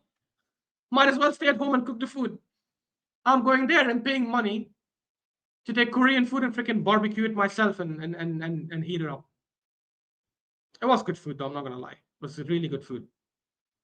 And I'm complaining as if like I'm the one who cooked the food. Like, damn, Forest almost scored. Okay, cleared out though. My wife has been telling me, hey, if we go there, you don't have to do shit. Like, I'll do all the barbecuing and stuff. You just eat. To be fair, that's what happened.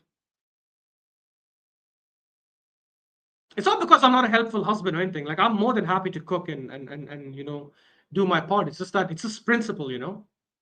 It's just the principle. You can't take me to a place where I have to cook my own food, to pay to cook my own food, and then tell me go and prepare the food. But anyways, enough of the Korean barbecue. Back to the game.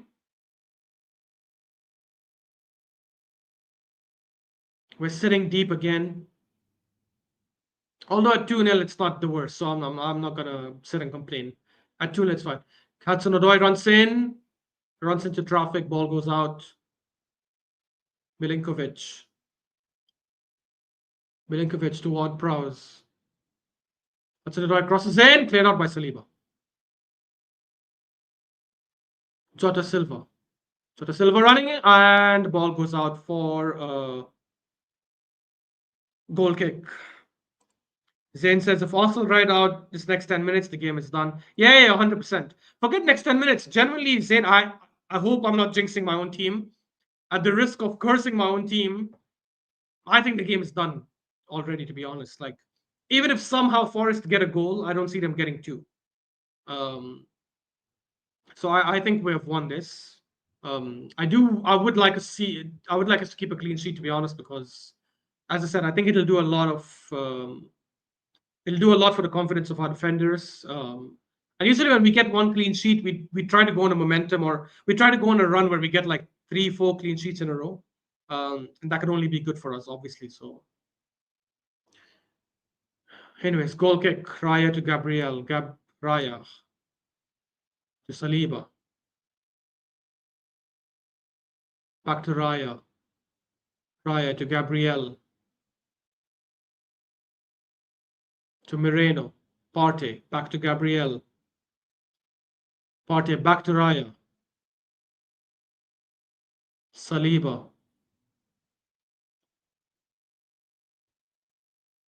Does anyone see a shock happening tomorrow with Liverpool and Southampton?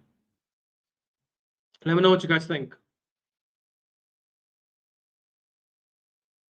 I think everyone will be expecting like a 5-6-0 or 4-0 slapping of Southampton by Liverpool, but I don't know.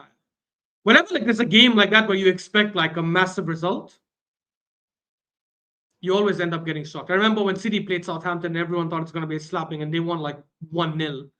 I'm not saying Southampton will win tomorrow, but I think Liverpool will struggle for sure. I think Liverpool will struggle.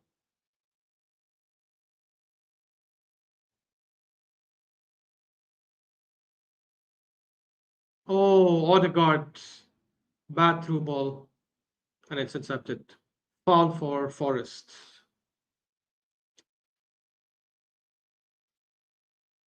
I'm surprised he's not made like an attacking change. Like, he didn't bring on Havertz. He hasn't brought on Martinelli. He's probably trying to save them. He's probably trying to save them for the Lisbon game, which doesn't make sense because you still need them to have some minutes, right? Like, that's the best way to keep them fit and in form. Probably because Martinelli.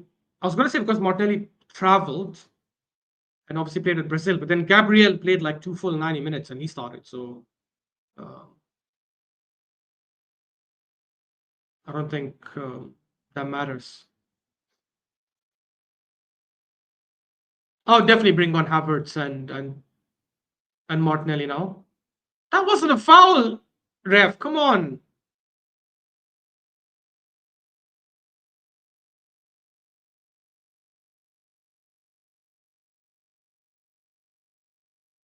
I mean, he did touch the ball. Why would? It's crazy. Forest have a free kick that Ward-Prowse is gonna obviously cross in. See, this is what I'm saying, man. I'm just not very comfortable with us sitting back like this all game. Not all game, sorry, like all second half or in the last 20, 30 minutes. Cleared by Arsenal. Crossed back in, sorry, headed back in, and cleared by Odegaard. Because you never know, man. One like deflection and it puts us in a difficult spot. Morello switches the play. Salsa, who's going up against Zinchenko, crosses it in and headed by Milinkovic, but luckily just out.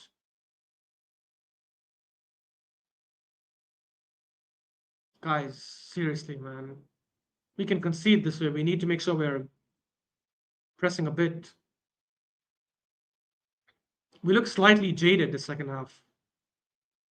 I don't know if that's just because intentionally we have slowed down the game, or are we actually like tired? I don't think we're tired though. A lot of these players didn't go for the international break. Saka, Odegaard, Partey. Um, I'm not sure what Zinchenko must have gone. That's a foul. That's a foul. Yes, thank you. Foul by Aina on Trossard. I thought he kicked the ball. He should have got a second yellow then.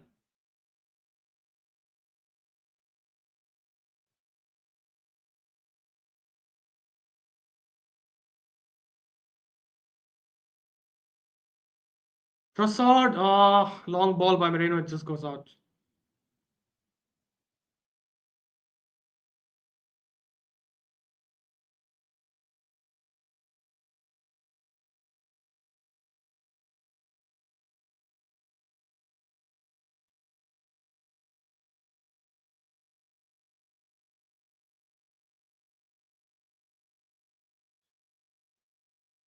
And Moreno wins the header. Partey. Partey running forward. Plays it to Saka.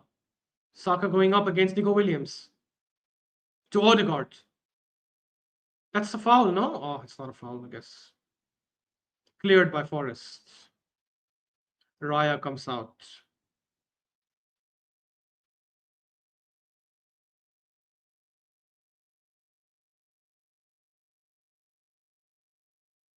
Why are you keeping the ball for that long, bro? This guy thinks he's Ederson. Like, I rate Raya, but like, come on.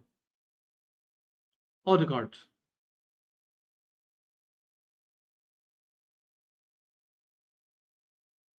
We haven't had a proper attacking threat since that goal by Partey. Saka shoots! Oh, headed out by Morello, and a corner for Arsenal.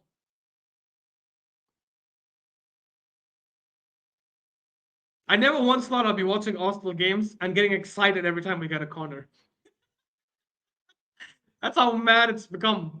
Every time we get a corner, I'm so excited. Or even a set piece in a dangerous like area, I'm always excited.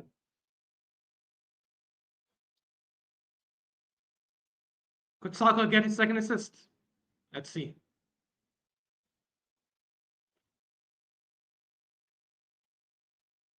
All the Arsenal players are huddled at the back post.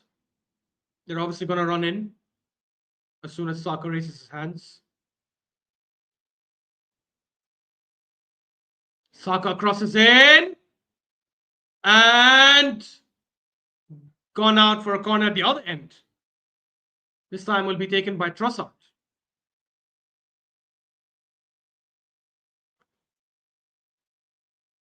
Look, we've had two open play goals, so I think it's time to get a set piece goal. That way, nobody can say we're a set piece FC. Not that it matters if they say it, to be honest. In the end, set pieces are goals. It takes actual skill and quality to be able to consistently score set pieces. Trossard with the crosses in, and cleared out. Forest are a good team when it comes to set pieces as well, to be honest.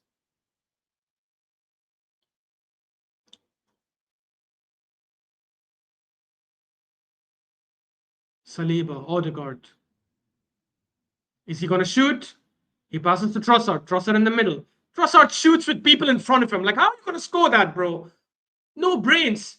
Counter attack for Forest. Saliba running with.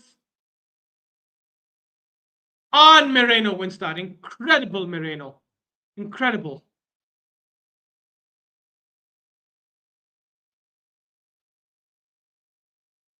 I don't know why some fans have been so quick to judge him, to be honest. A lot of fans have like crazy brain dead criticism. Oh, I don't know why we wasted money on him. Doesn't look good enough. Are you mad? How about you give him like 10, 15, 20 games. And in my opinion, he's never been like that bad. Like he's had some bad moments here and there when everyone else was also having bad moments. But in my opinion, overall, he's been really good since he's come. When I say since he's come, I mean since he's joined the club, obviously. Since he started playing. This game as well, he's been decent. Raya plays it forward. Beautiful by Raya. Odegaard running in. Come on, Odegaard. Odegaard. Go in. To Saka. Saka miscontrols it, but it's okay. He still has it. To Odegaard. And everyone has come back. Partey shoots it up. Oh my god.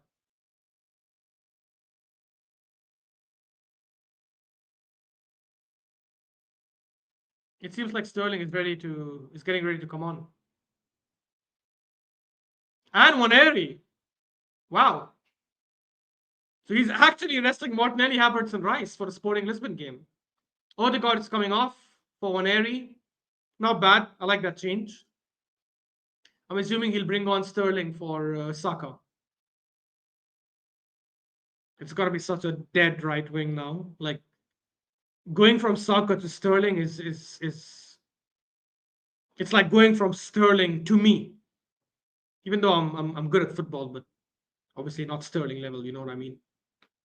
It's gonna be such a letdown from someone who's quick on the ball and plays the link up play really well to someone who'll always slow down the attacks. Bit disappointing for Jesus so far, by the way. Barely any contribution up front.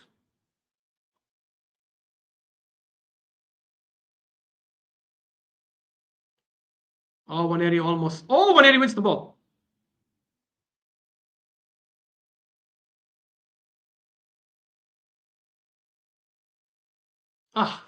Sterling just lost the ball like an idiot. Okay, Jesus wins it back to Sterling. Bad pass by Jesus. Man, Jesus has really become slow, man. It's crazy. Moreno wins it back to Waneri. Waneri to Sterling. To Waneri back again. Back to Saliba.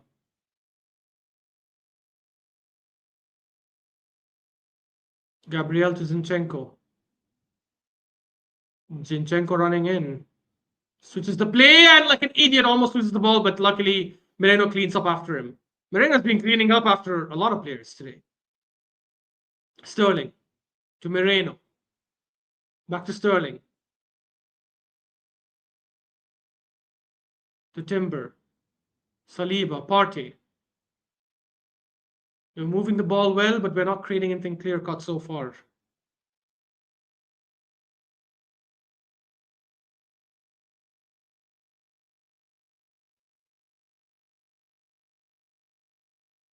As good as we've been this game, I'm not gonna lie, I think Forest have also been poor.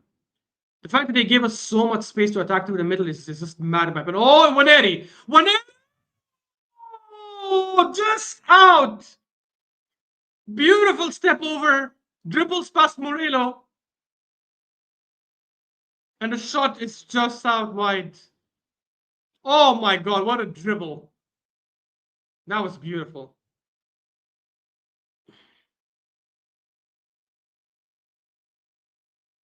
I must say, like, I'm slowly changing my mind. Maybe I'm starting to see like why a lot of people were saying he should have started um against Newcastle and some other big games like Liverpool, for example, um, instead of Trossard. The funny thing is Trossard has had some games where he's played well. Like, let's not do revisionism, but yeah, Waneri just looks like a breath of fresh air.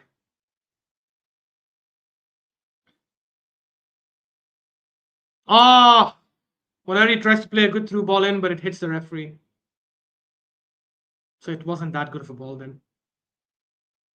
Referee stops the game, plays it back. Waneri running forward to Sterling.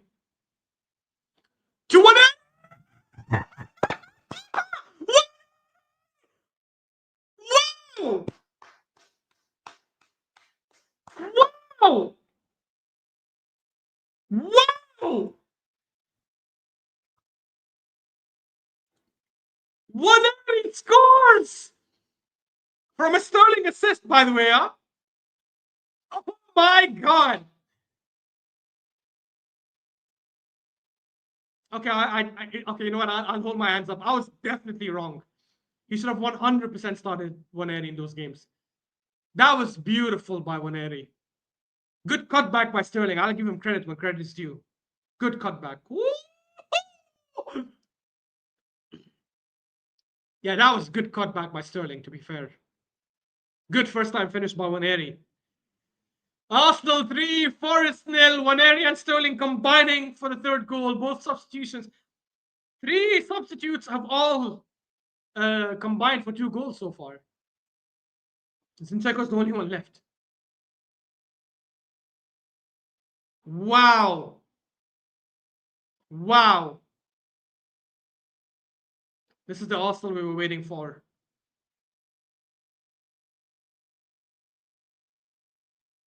And this is what I was saying, like a lot of people are being super reactionary, like not taking into account our fixtures and stuff. I think it's okay to say that we won't win the league. I personally don't think we'll win the league.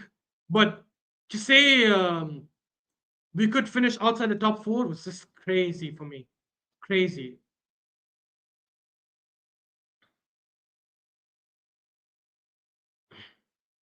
This has been a really good game so far. Waneri, just yeah, Suraida, you got your wish. You got your wish. Cam says Waneri is so cold. He is so cold, bro. He is so cold. Cam's like, your mic keeps cutting out. Oh shit, really? Damn. I didn't even know. Let me check. Bruh, I've been using the wrong mic this whole time. Holy crap. This is the actual mic. Can you guys hear me now better?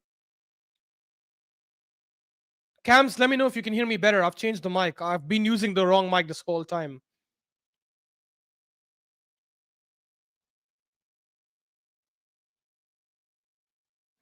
Let me know, Cams, or anyone else who's watching. Let me know if the mic is working well now. I'm assuming it should work well now. Cam says 3-0 against Forest is a statement. It is a statement win. 100% it is a statement win. And hey, it's not done yet. We can make it 4. Oh, shit. Oh, crap. Oh, okay. Forest score, but it's offside.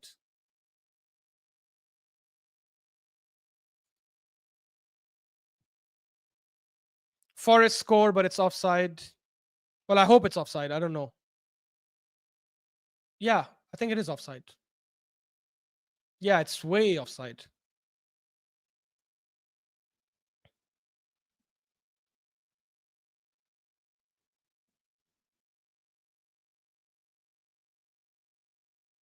What are they waiting for? It's clear offside. Jota Silva is looking at the bench, hoping that there's a good sign that the goal is going to stand.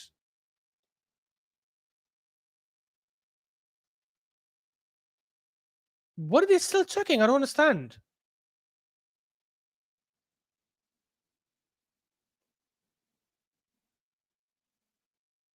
Yeah, offside. There you go. Apparently, they were looking at a tackle on Hudson-Odoi. What?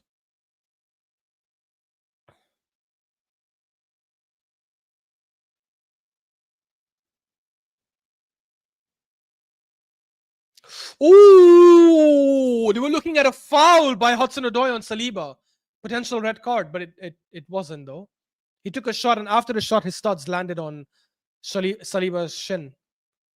I wouldn't give that as a red card, though. That's crazy.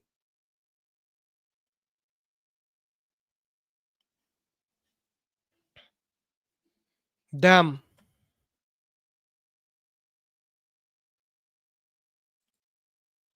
I'm such a fraud. I can't believe I've been having the wrong mic this whole time.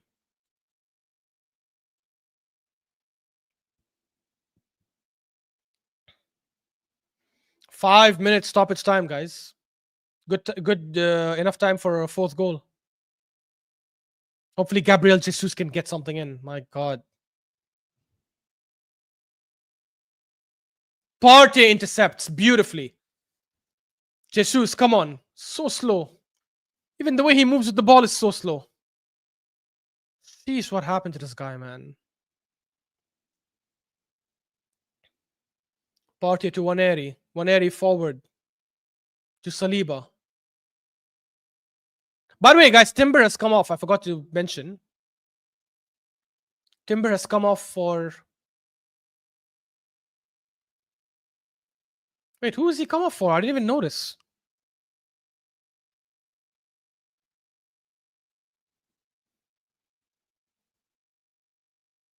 Trossard to Zinchenko. Zinchenko in.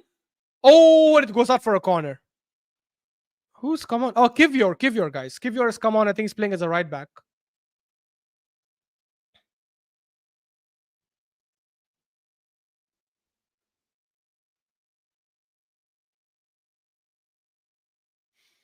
Jesus really has no striker's instinct. You know, when Zinchenko played that cross in, another striker would have gone running in to try and get a tap in.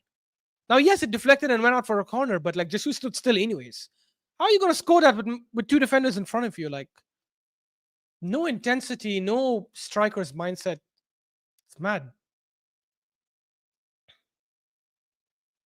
Corner for Arsenal. Crossed in by Waneri. Gabriel mishits it. He was totally unmarked and he just freaking mishit the damn thing.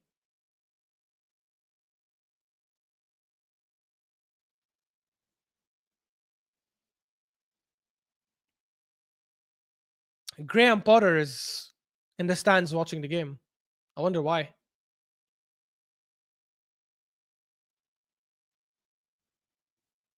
Oh, referee gives a foul for Forest. Why? Didn't look like a foul.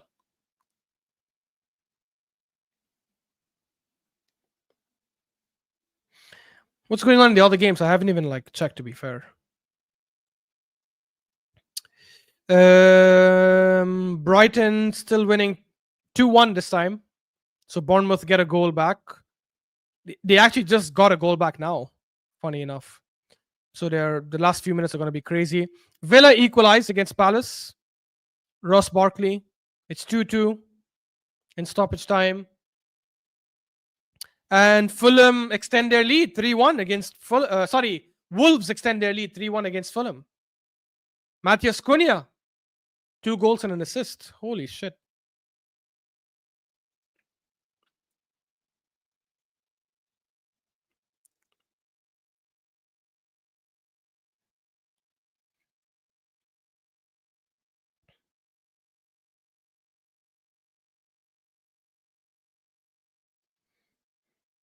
So that means Villa could potentially be falling further apart. Or further behind, I should say. If we get one more goal in, we go above Chelsea on goal difference.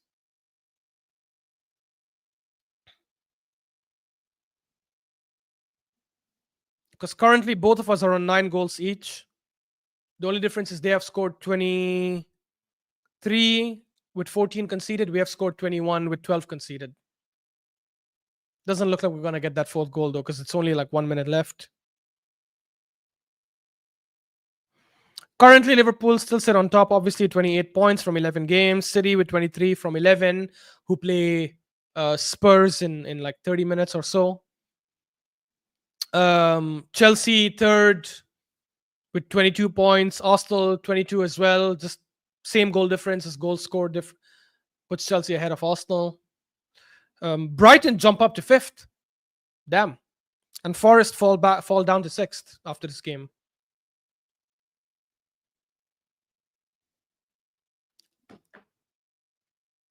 Yeah, there's no way we're going to get a 4th goal now.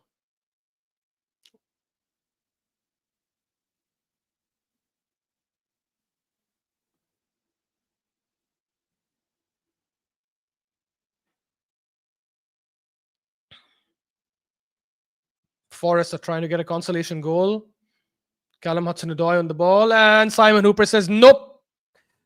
No time. Arsenal end this game 3-0. Goals by Bukayo Saka, assist by Odegaard. Partey goal, assist by Saka. And the 3rd goal was scored by the 2 subs. Scored by Waneri and assisted by Sterling. Combined the subs combined. So yeah, very very good game, very good performance overall by Arsenal. I think this game, I'm not trying to be reactionary because I've said it from the start of the season. I've said it after like every single game week. I think we have good squad depth, and this game has shown that.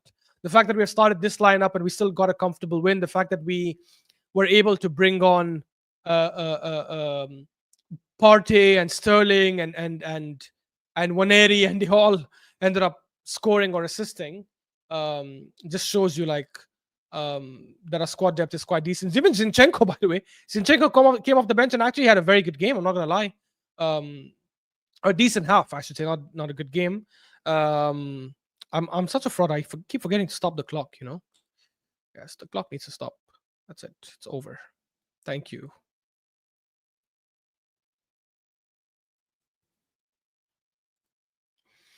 Yeah, even Zinchenko for me came off the bench and ended up having a good game. Big up Saad. Saad's Football Corner says, "What a game! What a game, Saad indeed." Saad is on vacation, guys. He'll be back soon, which is why there's no live stream at his. Because if Saad is doing a live stream, I probably wouldn't have done a live stream. Like, man is a celebrity now, man. He'll be getting all the views. But yeah, big win, 100%. And again, I want to repeat it again. I think this highlights our squad depth. The fact that we can start this lineup and still get a win against a good team. This isn't a bad team. A team that currently sits in like, I mean, they've dropped down to 6th now, but they were 5th before this. Yeah, like just proud of the boys. The fact that we didn't play Havertz, we didn't play Rice, we didn't play Martinelli. And I don't think the others necessarily had such a great game. If I look at like Trossard, I think first half was decent, but then second half didn't do anything. Jesus didn't do anything at all.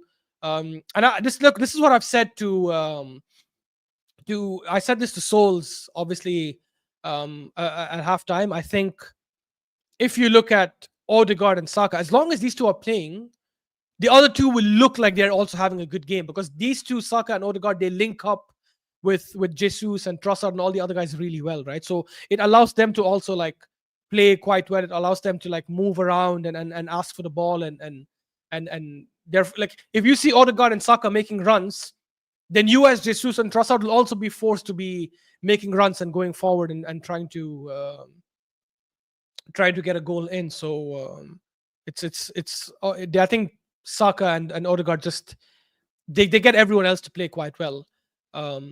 I think if Trossard and Martinelli started this game, in my opinion, it could have been even worse for Forest. Genuinely, I think it could have been like 5-0 or something. But yeah, I'm glad he's rested players. Obviously, Sporting Lisbon is a very tough ground. If they were coming to the Emirates, I would have been very confident of a win. I would have been confident of a comfortable win as well. But the fact that we're going there, I think that just makes it incredibly hard. I'm not going to say they're going to win. I don't think they'll win, to be honest, especially with our full team being there. Like, God forbid, unless we get a red card or something, which now, as I said, I have to keep saying that at every game. But I think it can probably end in a draw, maybe like a 0-0 draw. Man, that I'm just rewatching that Crystal Palace second goal from the corner. Wow. It reminds me of the Watford-Leicester game when Leicester missed the penalty and then Troy Deeney goes to score that goal from the counter. But yeah, look, good win. This puts us level on goal difference with Chelsea, which is good because obviously they had the better goal difference. And I think we will catch up. I think as these games keep coming in, I think we're eventually going to start scoring more goals. We currently have the same goals as Liverpool, although they'll probably overtake us tomorrow when they play Southampton. And I say this because lots of people used to always say, oh, even if I want to concede that Liverpool's attack is better than us, I still stand by my statement that we are better at scoring goals than Liverpool. That's been a fact based on the last 2 seasons because we have outscored them in each of the last 2 seasons. And if we are better at scoring goals than Liverpool, then it doesn't really matter if their attack is better, because what's the point of having a better attack if you're if you're scoring less goals than the other team? So it doesn't really matter. I mean, Liverpool probably have a better attack than City, but does it matter if City are outscoring them every season? It doesn't, right? But But yeah, it was a good game. I'm just going to read out the scores from the other games. I think all of them are done. Could be wrong. Yes, all of them are done. Why can't I bring up the scores? So obviously Chelsea ended up winning earlier 2-1. Brighton held on to win 2-1 against Bournemouth with one man down. Villa dropped points at home against Crystal Palace 2-2 draw.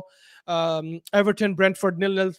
Shameless Everton playing against 10 men for majority of the game and still couldn't get a win. Wolves ended up smashing Fulham 4-1. They added a fourth. Holy shit. Fulham's getting smashed at home. And obviously Arsenal winning 2-0. Sorry, 3-0. 2-0. Big up Hyper Protagonist. Big up. Thank you for joining us. Better late than never. Souls is back. So let's hear from my man Souls. Souls, can you hear me? Yeah, I can hear you. By the way, can you hear me better now? Is the mic better? It's better now. I can Yeah, hear you. I was on the laptop mic. I'm such a fraud, bro.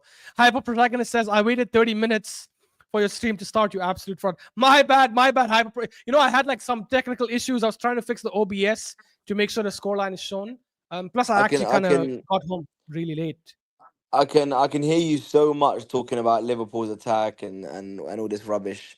I keep telling you, stop comparing our attack to Liverpool's attack. They have a better attack. Bro, did you hear the whole sentence? I already said even if their attack is better than ours. I heard the whole sentence. What I'm trying to say. So if we are better at scoring goals, then one second. Stop talking about last season. Stop talking about last season. No. I'm not saying last season. I'm saying the last two seasons.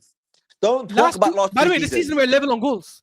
We're level on goals right now. Listen to me. Listen to the point that I'm making, please. Yeah, when you take away from the goals metric, which I know is the main goal anyway in terms of scoring goals, Liverpool have a more diverse attack. Their attackers are more diverse. They have they have way better forwards. Now, do Liverpool have an Odegaard? No, I think Odegaard is one of the best players in the Premier League, if not top 2 best players in the Premier League. So obviously now Odegaard's back. If you're counting Odegaard as part of that attack, then maybe. But I mean, if you remove Odegaard and you class him as a midfielder, because I do think we have a way better midfielder than Liverpool, a way better one. But if you talk about just forwards, when you're comparing the likes of Diaz, the Jotas, the Gakpos, the Nunes, the Salahs, those attackers, in my opinion, are more diverse and they can score goals in different ways. They can produce magic out of nowhere.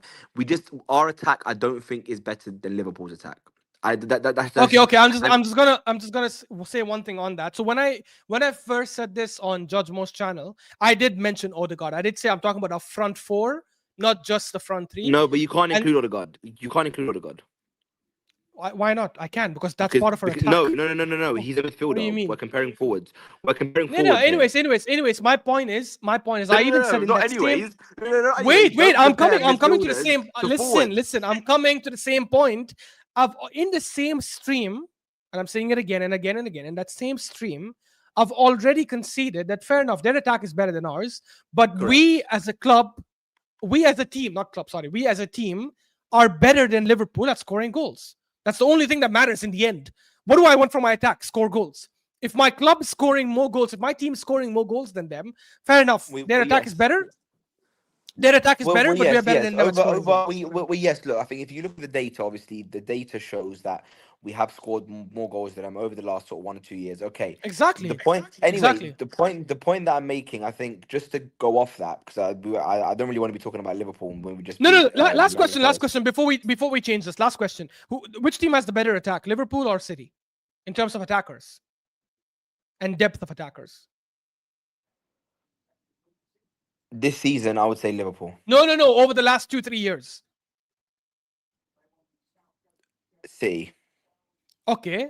And yet, what do you mean City? City have better attackers than Liverpool. Correct.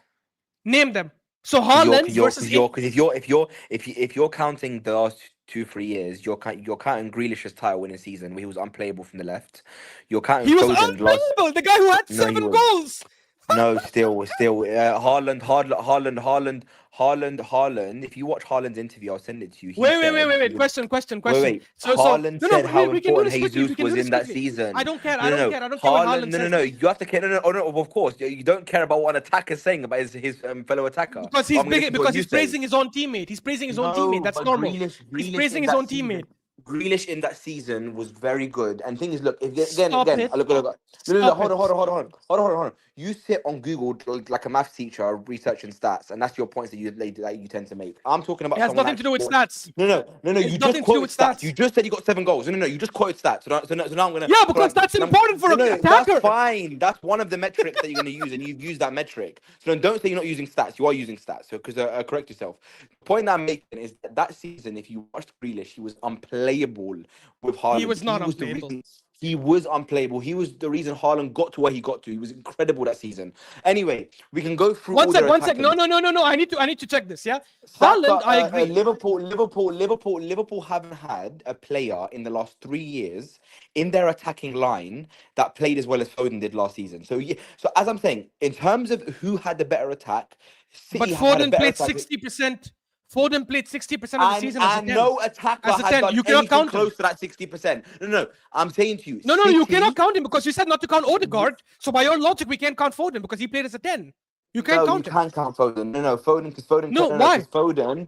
Because Foden's a forward. Let's not be stupid here now. Foden's a forward. You see how people. You see how If he. you start doing This is what happens, guys. if you start doing that, then you start counting Palmer as a midfielder. Let's not be silly. You know But what a he is forward this is, season. He's a you midfielder. know He's what playing a as a 10 forward this is, season. and you know what a forward is, and you know what a midfielder is. Stop, Stop being stop, silly, stop, please. stop, stop, stop. Where Even a if you want to player count plays, Foden, no, that's even if you fine. want to Don't go fine, compare fine, I'll Foden to give you Odegaard. Foden. No, I'll don't give you compare Foden. One Foden sec, to one sec. Odegaard. Soul. Okay, let me land now. Don't Let compare me land. Foden to Odegaard. No, Just stop, don't do stop. it, I've please. given you the floor. Let me land. First of all, if you compare Don't let me Haaland land. in No. Hold on. No. Let me land first. Let me okay, finish, land, and then you land, can and then finish. I'll talk. Yeah, land. Okay, Land your point. you trying to prove an argument to me now that over the last 3 years Liverpool have had a better attack than City is just plain out stupid. So let's not try and do It's it, not. please. City have had, well, notoriously everyone knows they have had the best squad depth in the league for a number of years. Okay, they had attackers on the bench that could start for any of the top 4 clubs, including Liverpool and us. Okay, they've notoriously had the best squad depth. Okay, they also have had their individual attackers perform better than than any Liverpool attacker has done in the last 2-3 years. Okay, if you're Factually talking not about, true, but continue. no, that's fine. You can say it's not true, but all I'm saying to you is Factually. no. Again, factually, you're talking about. Look, at the end of the day, look, if you're gonna make it a maths debate, then we can get on our laptop to start searching and do the debate that way. If we're gonna count all types of things, okay, in terms of all metrics, then we can do that. You just what I'm saying to you is their attack, Foden last season. If you're counting, when they had Haaland, Kevin De Bruyne, Doku, Foden, Grealish. Bro, listen, the list goes on. Serfinho, Nunes, bro, they have an incredible attack. No Savinho joined team this that's season. that's Nunes yes, I'm is not a counting this season winger. as well. I'm counting this season as Nunes well. is What are you not a talking about, winger. fam? Nunes is not a That's winger. He's a fine, but I'm midfielder. counting this. I'm counting fine. Even if you take away news, I'm counting this season and the last 2-3 seasons. City Okay. have just got a better attack. They have the best attack in the league, probably one of the best attacks in the world. So don't compare City's attack to Liverpool's. Okay. Where where City excel, and why Liverpool haven't been as successful as probably us, and City have been, let's say, in the last 2-3 years, is for one reason only. It's that yes, maybe we scored more goals. Maybe last season, in my opinion, last season our attack was better, right? But here's where the but comes in. The difference between our attack to Liverpool's attack or City's attack is not as big of a difference as our midfield to Liverpool. I think our midfield vastly excels Liverpool's from an Odegaard standpoint, from a Partey standpoint, from a Moreno standpoint, even from when Granit Xhaka was there. Our midfield has always been quality over Liverpool, especially the last 3 seasons, including this season. So a team being a better team consists of a defensive mid and attack. You're trying to argue Liverpool's strongest point in their entire team is their attack. Their attack is incredible. Some Liverpool players even count Trent as part of their attack. When you look at his Okay. assist numbers, when you look at Trent's assist numbers, Souls, you if have to let me go at some point. you can probably count Rebuttal. Trent. You can probably count Trent as an attacker for Liverpool when you look at his numbers. Okay. Do you know what I mean? A player Fair. isn't just an attacker based on where he plays in the pitch. Odegaard, even if Odegaard played centre forward, like Gundogan did for Man City, I still wouldn't count him as an attacker. Everyone knows Odegaard's a midfielder. Everyone knows Foden's a forward. You know what traditional forwards are and what traditional midfielders are. So that's my Okay. point. Now, So what I'm is gonna your say, point? I'm gonna rebuttal, right? What I asked a very simple question: which team has the better attack? Because City, where you City. I've answered it, wait. City. Okay, I understand. So I'm coming, right? I asked which team has a better attack, and you're trying to play the runaround because when it came to Arsenal versus Liverpool's attack, it was pretty clear cut. You have to only look at the attackers. We cannot look at which team scores more goals. And this is something that they I said in didn't say Judge Moore's that. channel as well. I said, Wait, I said that's one of the I know. metrics. No. One But don't second. I'm misquote me. speaking No, but overall. don't, I'm no, but speaking don't misquote overall. me. No. I'll let you speak, but don't misquote me. I did not say we You can't said look at it. you said not to count I said it's Odegaard. You one of said the metrics. No, I said who yes, scores but more you goals said is not to only count. one of the One metrics. second. 1 second. You That's said fine. not to count Odegaard. You said not to That's count fine, Odegaard, right? but you just And the misquoted me same on thing on a happened. different topic. The same thing happened in Judge Moore's channel when they were like, oh, yeah, but you have to look at just the attack. You cannot look at. Fair enough. So I said, let's only look at the attackers. When I say let's only look at the attackers, what does that mean? That means the striker and the wingers. That means the starters and the bench players, right? Very simply put, if we look at the attackers only over the last couple of seasons, Liverpool's attackers, so Liverpool's attack, let's say, has been better than City's. Why? Because the attackers have been outperforming City's. So Haaland, for How? example, In yes, what way? I'm coming to it. Haaland, for example, if you compare like for like, so if you compare Foden, Foden has been playing a lot of games as a 10, but let's count him as a right winger because yes, I agree. When KDB has been there, he's played on the right, fair enough. And then on the left, they've either played Bernardo, they've played Doku, or they've played Grealish, fair enough. So I'll count Foden as a right winger. The reality is, as much as Haaland shits on all the strikers, whether it's Nunez or Jota, whoever starts there, let's say it's Jota, even though Jota's been injured quite a lot. Let's say Jota is the main guy. He shits on every single forward they have. Carry on. Correct. No, wait, I'm coming. So Haaland, so we do a straight comparison. Haaland wins. Right wing, Foden, even last season, is not better than Salah. Right? He has. Because yes, he is. No, yes, he's not. He's not. Yes, The he reason. is. Foden was Let me land. one of the best players in the league. Stop. Foden was one of the best players in the league last season. Forget Salah. You told me not to cut you off. Salah. You told me not to cut you off. You told me not to cut you off. Let me land. But you're just Calm talking down. rubbish, Calm down. Ashraf. No, I'm not. Let me land. You were talking crap and I let you. You were talking crap and I let you finish your crap. So you're talking rubbish. Foden, the reason Foden wins Player of the Year last year is because obviously whenever someone wins the league, you have to take that into conversation. Yeah, that's the only reason why you won it. Yes, correct. Let me land. Yeah. Foden, in the last couple of seasons, if you compare this season and last season and the season before that, because that's what you're doing, you're comparing all the seasons, and you even name drop this season by naming Compare Savino. all the seasons. If you take, yes, correct. If you take all seasons, we said the last two. You won't win your debate if I don't finish. You said the if last you look two at the last, plus this one. Exactly. So if you take the last two seasons plus this one, Salah shits on Foden, completely rips him apart, right? In numbers, which is no. Wait. Oh, stop it. I don't give a shit. Let me land. Say numbers. So Salah fits on Foden, right, on the right side. In numbers. Haaland, okay, fine. Haaland, only in numbers, nothing else. Only in numbers, shits on Jota. In everything else, Jota and Nunez are better. But Haaland, only in numbers, shits on Jota, because that's how we're playing that game, right? We're playing that game. What are you talking about? These are some of the most horrific takes I've ever heard in my life. Don't let me mute you. I'm going to mute you. Let me land my point. That's fine. Land your point. I let you land your point. I'll still let you land your point. No. Let me land my point. So Haaland shits on Nunez or Jota, whoever the striker is, in numbers. In everything. In everything. Only numbers, because outside goal scoring, no, he does nothing. Okay, but Ashraf, can you summarize? Can you speed up, please? Every time you cut me off, I'm going to repeat my point all over again. So let me land. Okay, that's fine. Haaland shits on Jota in terms of numbers. Salah shits and poo-poos on Foden in terms of numbers, right? Okay, so there we've cleared it. So there we've got 1-1, right? On the left wing, as much as I've criticized Diaz for last season, but if you look at the last 2.5 seasons, I would argue Diaz over the last 2.5 seasons has been better than Grealish, better than Doku, better than who else has played left wing for them? I'm not going to count Nunez because he's not a winger, to be honest. He's been better than these two guys, right? Are you done? And then if you go to the bench, Gakpo has been better for them off the bench. Nunez has been better than for them off the bench. Yeah, you can count. You can count. One second. One second. You have to let me speak. I'm landing. Stop. You can't land for 10 minutes. That's it. Hurry up. Stop. No, I can't, because you went that long. No, you can't. Just hurry up.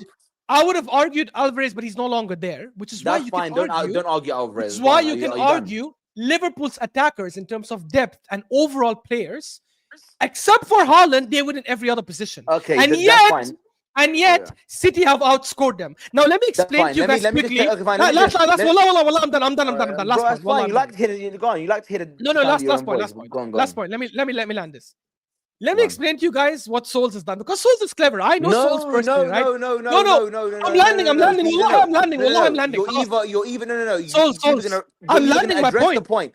Okay, you're I either am gonna addressing the address the point. I'm point. addressing the No, no, point. Yeah, no. yeah. It's regarding this. Bro, It's part regarding of the this. One debate, sec. One part sec. of the One sec. debate is not saying what someone else is trying to do. No, no, Part of no. the It's debate is regarding this no. point. Part of the debate is talking about the point and letting someone attack that Yeah, point yeah, or try yeah. and debate that Exactly, point. exactly.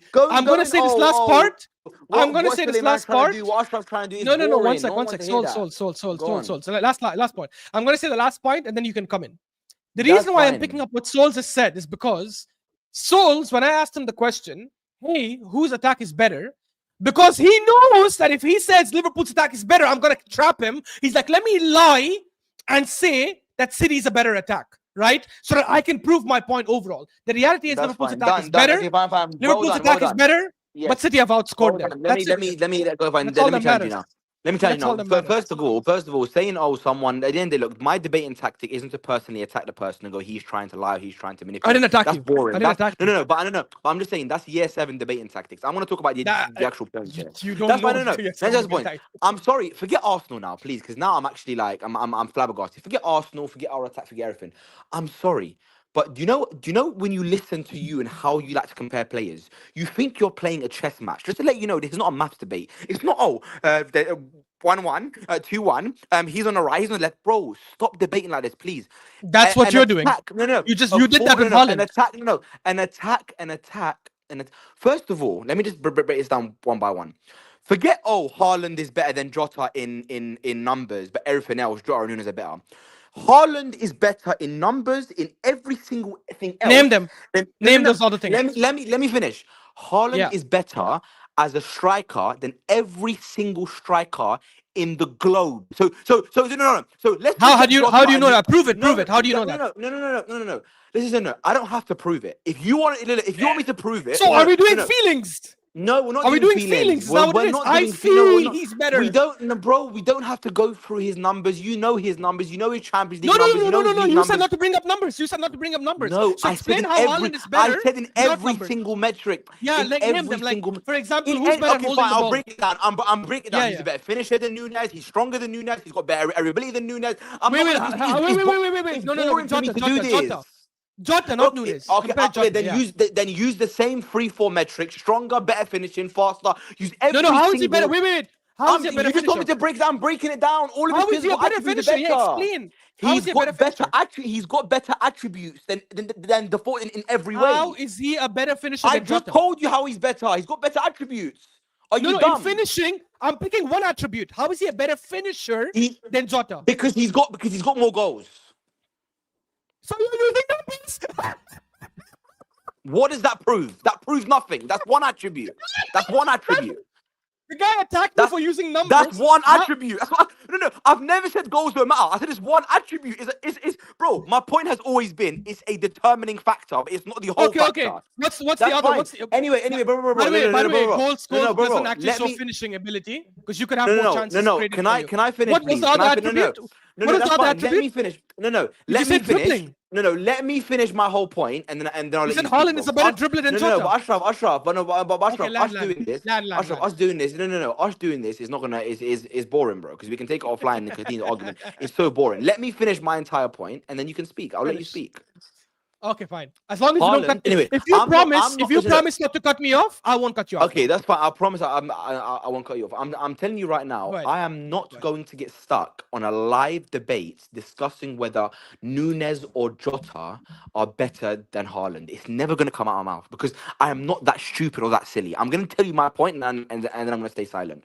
Haaland is better than every single striker in the globe. So he wouldn't even recognize Jota or Nunes as even 10 places below him. There's that much of a level. Okay, so Haaland in every single attribute. Okay, whether it's physicality, whether it's pace, whether it's finishing, whether it's shooting, whether it's heading, whether it's okay. You may give Jota or Nunes dribbling, maybe that's okay, but how I look at football is one, you have to look at the numbers. The numbers obviously favor Haaland. Two, you have to look at who there are in my team.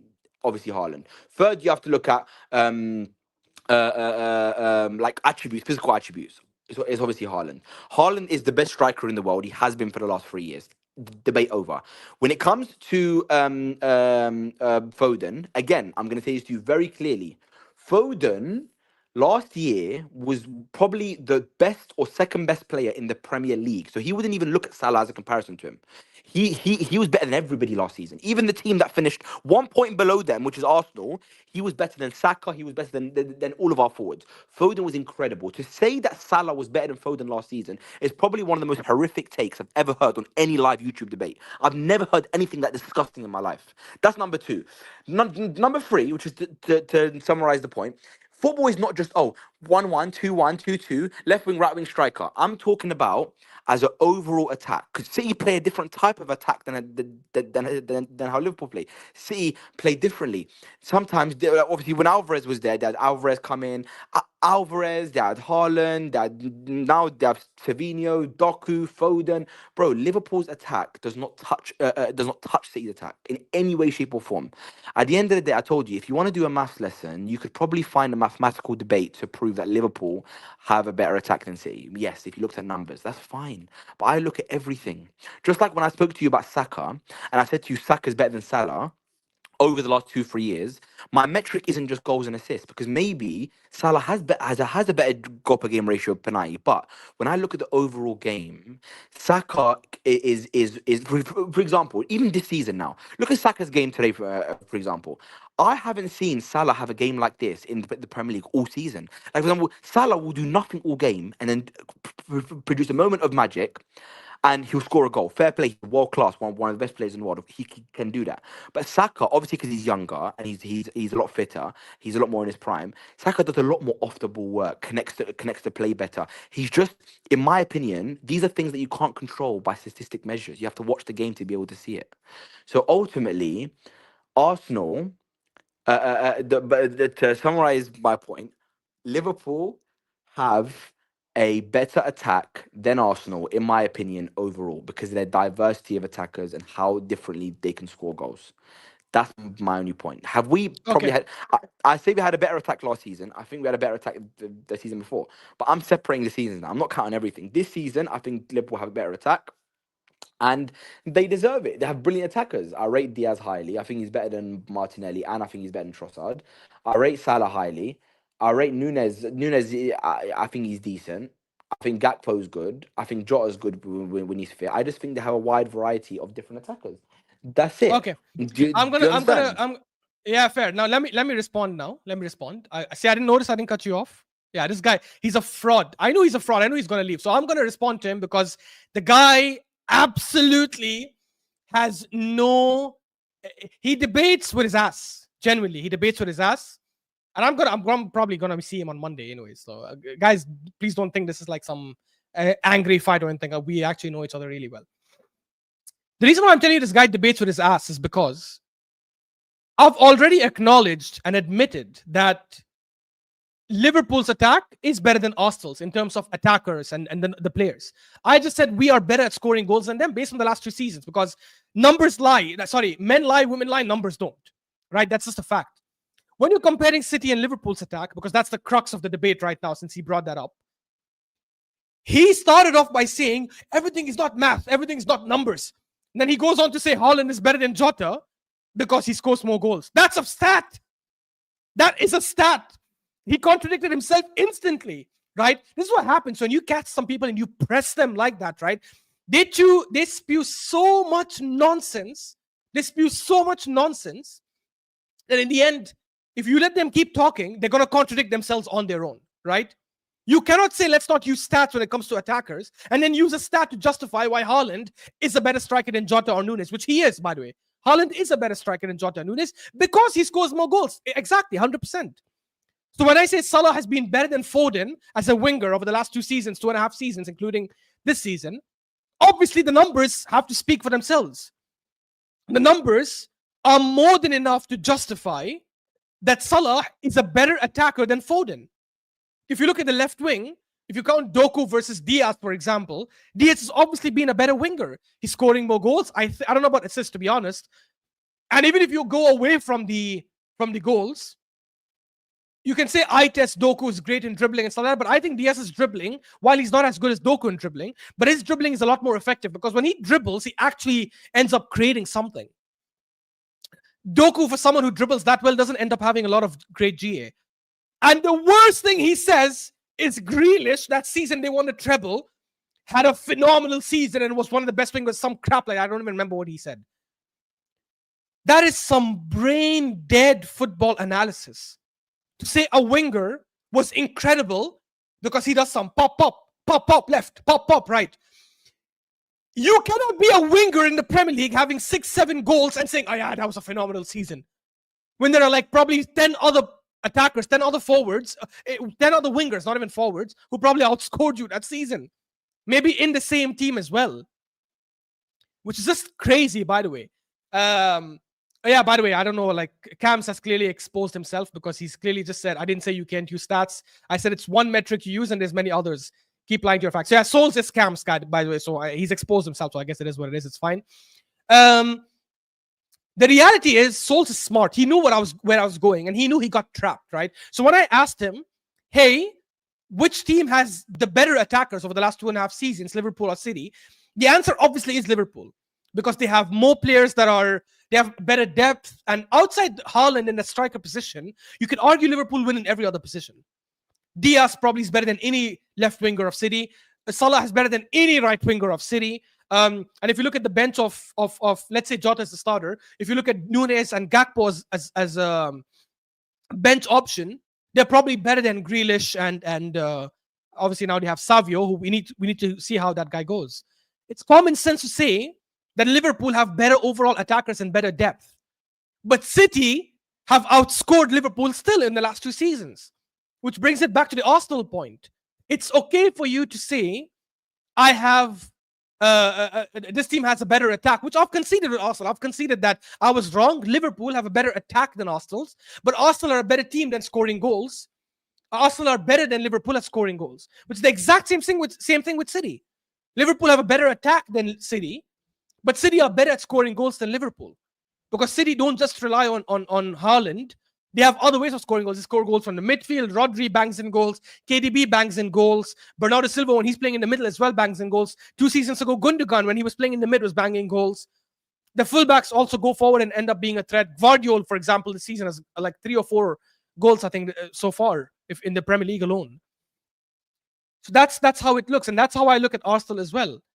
And this guy ran away from the debate because he knew that I was about to rebuttal all his points and absolutely wipe the floor with him, which I've done anyways. I've done it a million times with him, to be honest. Like it's not nothing new.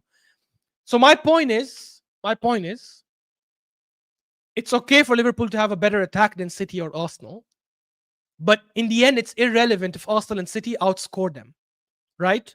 And this is why I'm not as fussed about our attack when it comes to a comparison with Liverpool. I want us to get a new striker, by the way, and it has nothing to do with our attack versus Liverpool's. It's just because I want us to get a better striker because I just don't trust Havertz. I think in the long run, if we look at, for example, the difficult period when we come to like Jan, Feb, March, for example, and let's say fixtures get even more congested than what they are right now, the reality for me is that I don't think Havertz is going to be able to bail us out of most games. And he's not the kind of striker who gets you like 20, 25 goals a season. If he does, hey, I'll hold my hand up. I'll say I was wrong about him. Can he still do it? He can, but I don't think he'll score 20 goals this season. I think the max he'll score probably would be like 16 or maybe 17 at a stretch, like if he goes on a decent run.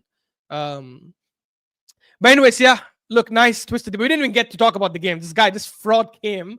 We didn't even get to talk about the game because he just wanted to waffle and he ended up not even having coherent points. But yeah, big up Souls. Don't worry, guys. We'll do another video where Souls and I have a proper debate on these kind of things. And I'll probably get some others as well to join in to make it even more exciting.